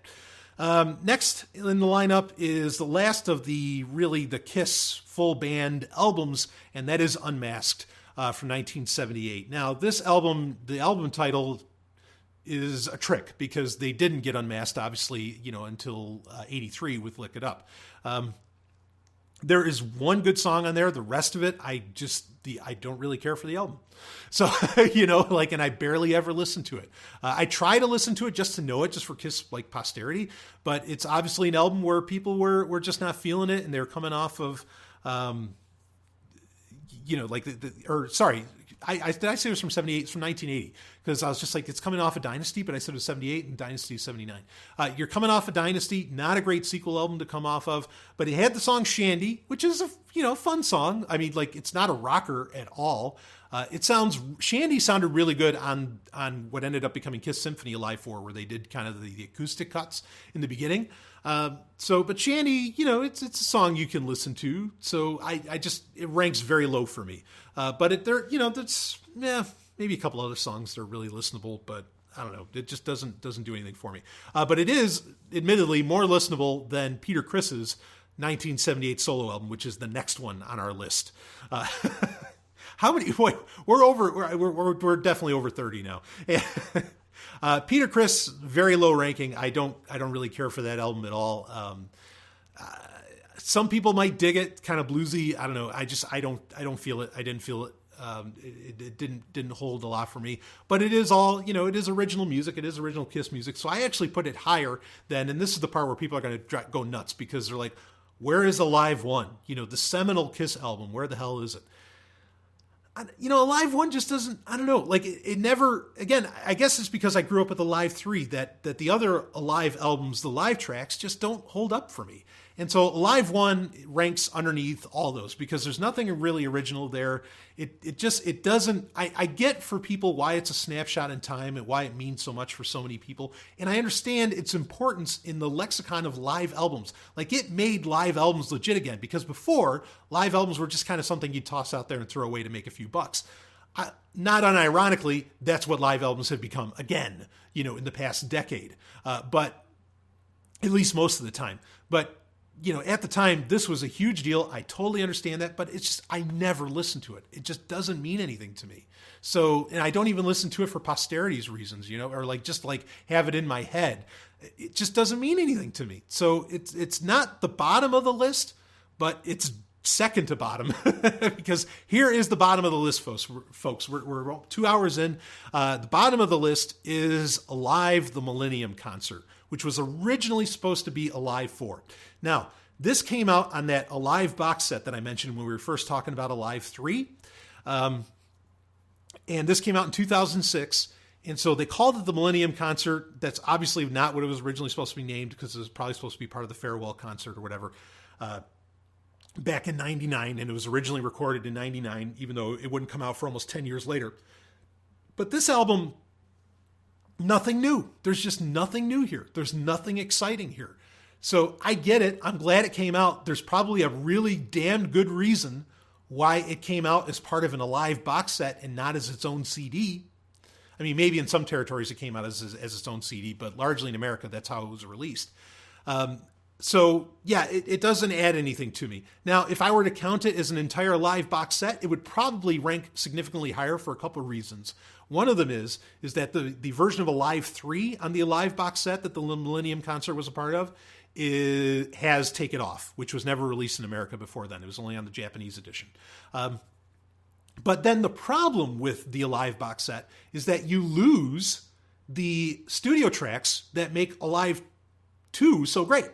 So like why Alive 2 gets such high ranking is because the studio tracks are so good on that. So like it has its problems.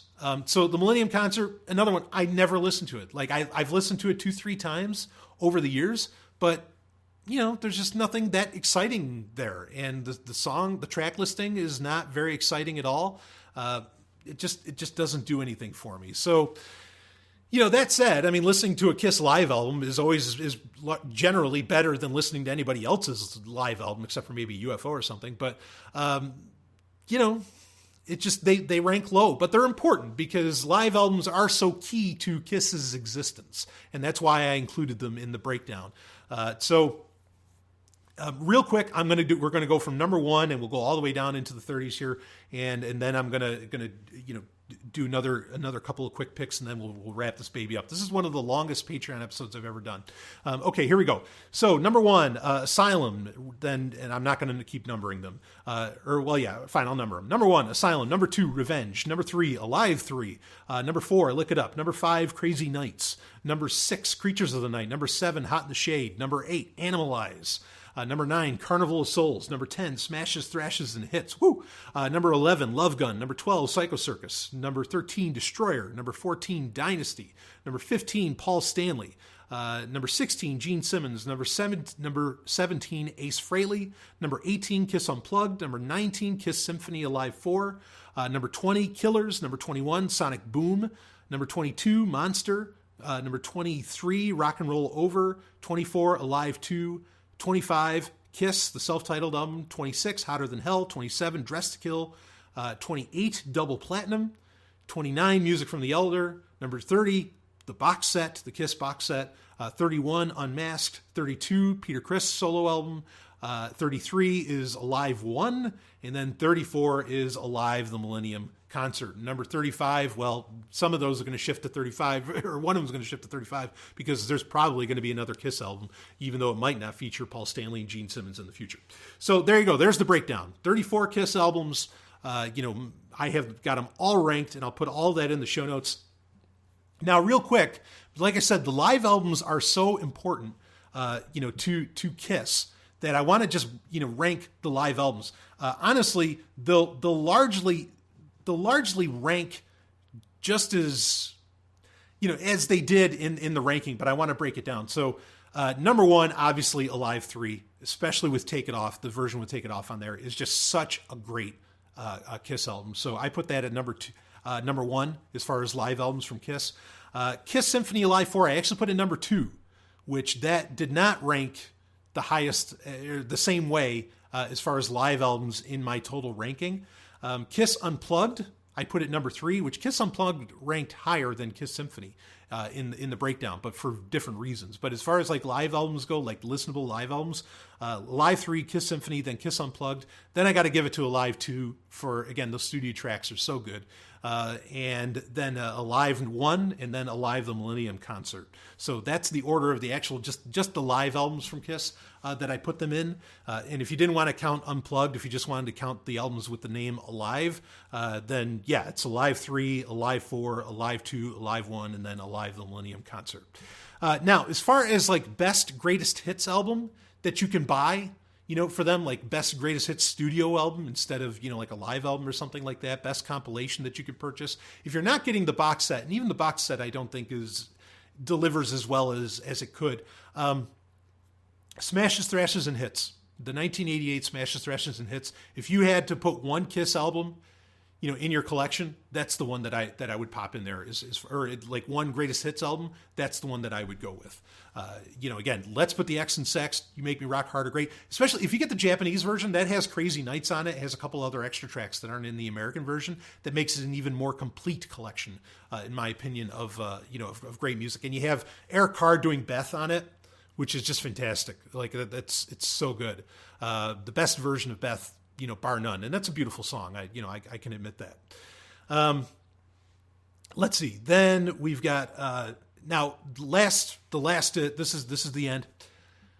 Like if you could only have one Kiss album out of all the ones we've talked about, just the one Kiss album that you need to, okay, I can just pick one. What would it be, that offers maybe the best perspective of Kiss, gives the best Kiss attitude, the best, Kiss technicality, all of that different stuff. Like what delivers. And it's not going to be Asylum, which was the top pick, which is my favorite Kiss album. It's actually going to be Alive 3. I got to give it to Alive 3. Like if there was one Kiss album that I'd hand to somebody, that's the one. Even though it's not a studio album, even though it's not studio cuts, just the attitude, the energy, the representation, the retrospective of it, all of that just makes it like the Kiss album in my opinion. And it's also them in their prime. You could argue if you feel they're out of their prime since the 70s or something, but I think they're really in their prime, and that showed with, of course, the album Revenge. But yeah, Alive 3 is it covers all the bases. It hits all the high notes. It does the 70s, does the 80s, does the 90s. I mean, it's got so much going for it. Again, Psycho Circus, Sonic Boom, Monster, they're all good albums, that can't be, and Carnival of Souls as well, obviously, can't be represented by Alive 3, but what does get represented gets put on in the best shape that Kiss has ever been in my opinion. So yeah, Alive 3 is the real takeaway album here, in my opinion. So there we go. There is a complete ranking of every Kiss album, even live albums and some of the greatest hits that matter, that actually had new content on them and all that. I can't really think, honorable mentions. Yeah, like Paul Stanley came out with a solo album a few years ago called Live to Win. It's an awesome album. Gene Simmons, boy, this would have been back in, was that 2004, 2005, when he came out with his another solo album called Asshole. Amazing album. There's a song he did on there with Zappa, like with Frank Zappa, but of course, it's done through computers because Frank Zappa was has sadly left us long ago. And the song's Black Tongue. It's really good. And he did Firestarter from Prodigy. I mean, it's so good. There's a lot of, there's a lot of like extraneous Kiss related material, that's out there that I didn't cover in this. Bruce Kulick has done solo albums. He did BK3, which was really good. And Eric Carr had Rockology, which there's some fun songs on Rockology. I really dig that. And Kulick's done other stuff too. He did Audio Dog, Transformer. He's had a few solo albums. Eric Singer had the Eric Singer Project, and of course Eric Singer now. That guy's amazing. To play with Alice Cooper and Kiss and, whoever needs him at the time. I mean, it's just incredible. So there's a lot of extraneous stuff to look at too. But I mean, that's the legendary nature of Kiss. I mean, and some of Ace's albums are really good. I gotta hand it to him. I mean, some of his shit is like Rock Soldiers is so good. That's such a great song. But anyway, yeah, Kiss, I mean, my favorite band of all time, bar none. I guarantee that'll never change, because who else could replicate this kind of history? Who could replicate like this catalog? Nobody. You can't do it anymore. And there's a lot of conversation to be had about why that is, because that might be a product of the times. I mean, but hot damn. I mean, this is just, it's so good. They're so amazing. I look forward, like I said, I do look forward to, I don't look forward to it. I wish Kiss and Gene would drink the fountain of youth and live forever. But, Paul and Gene, did I say Kiss and Gene? I wish Paul and Gene, would do that, but they're not going to. So I look forward to the day when, KISS continues, but it's all new people. That's totally fine with me. I'm really okay with that. I don't know who it's going to be, but I'm sure it's going to be the right people, because obviously, just looking at this list and what we talked about, Paul and Gene are tremendous business people and people that have taste. So I think they can deliver on it. So KISS has got a bright future ahead of it, but I enjoyed going down memory lane and looking at their past with this, and I hope you enjoyed it too. And I appreciate the patron that asked the question about it, and I hope you all enjoyed the little Patreon bonus content. So, that's it for me. New Sovereign Tech, of course, will be out this week. We'll have a good time with that, and lots. Of course, if you're a new patron, there's tons of content to go back. There's hundreds of hours of content to listen back to, and you can flip through it all. And thank you all to all of you for being a Sovereign Tech patron and helping this all go round and round. So there it is. Enough of that. I'll see you on the other side. KISS. Shout it out loud, baby. Woo.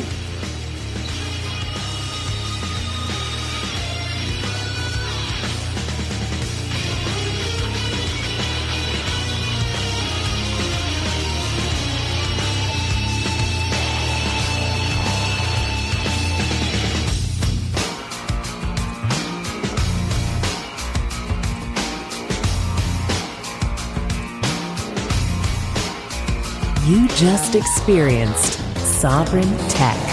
Go to sovereigntech.com, that's SOVRYN tech.com, and connect with us there.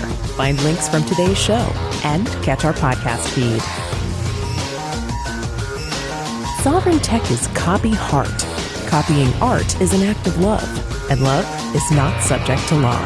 So please share the show however you like. Welcome to the evolution.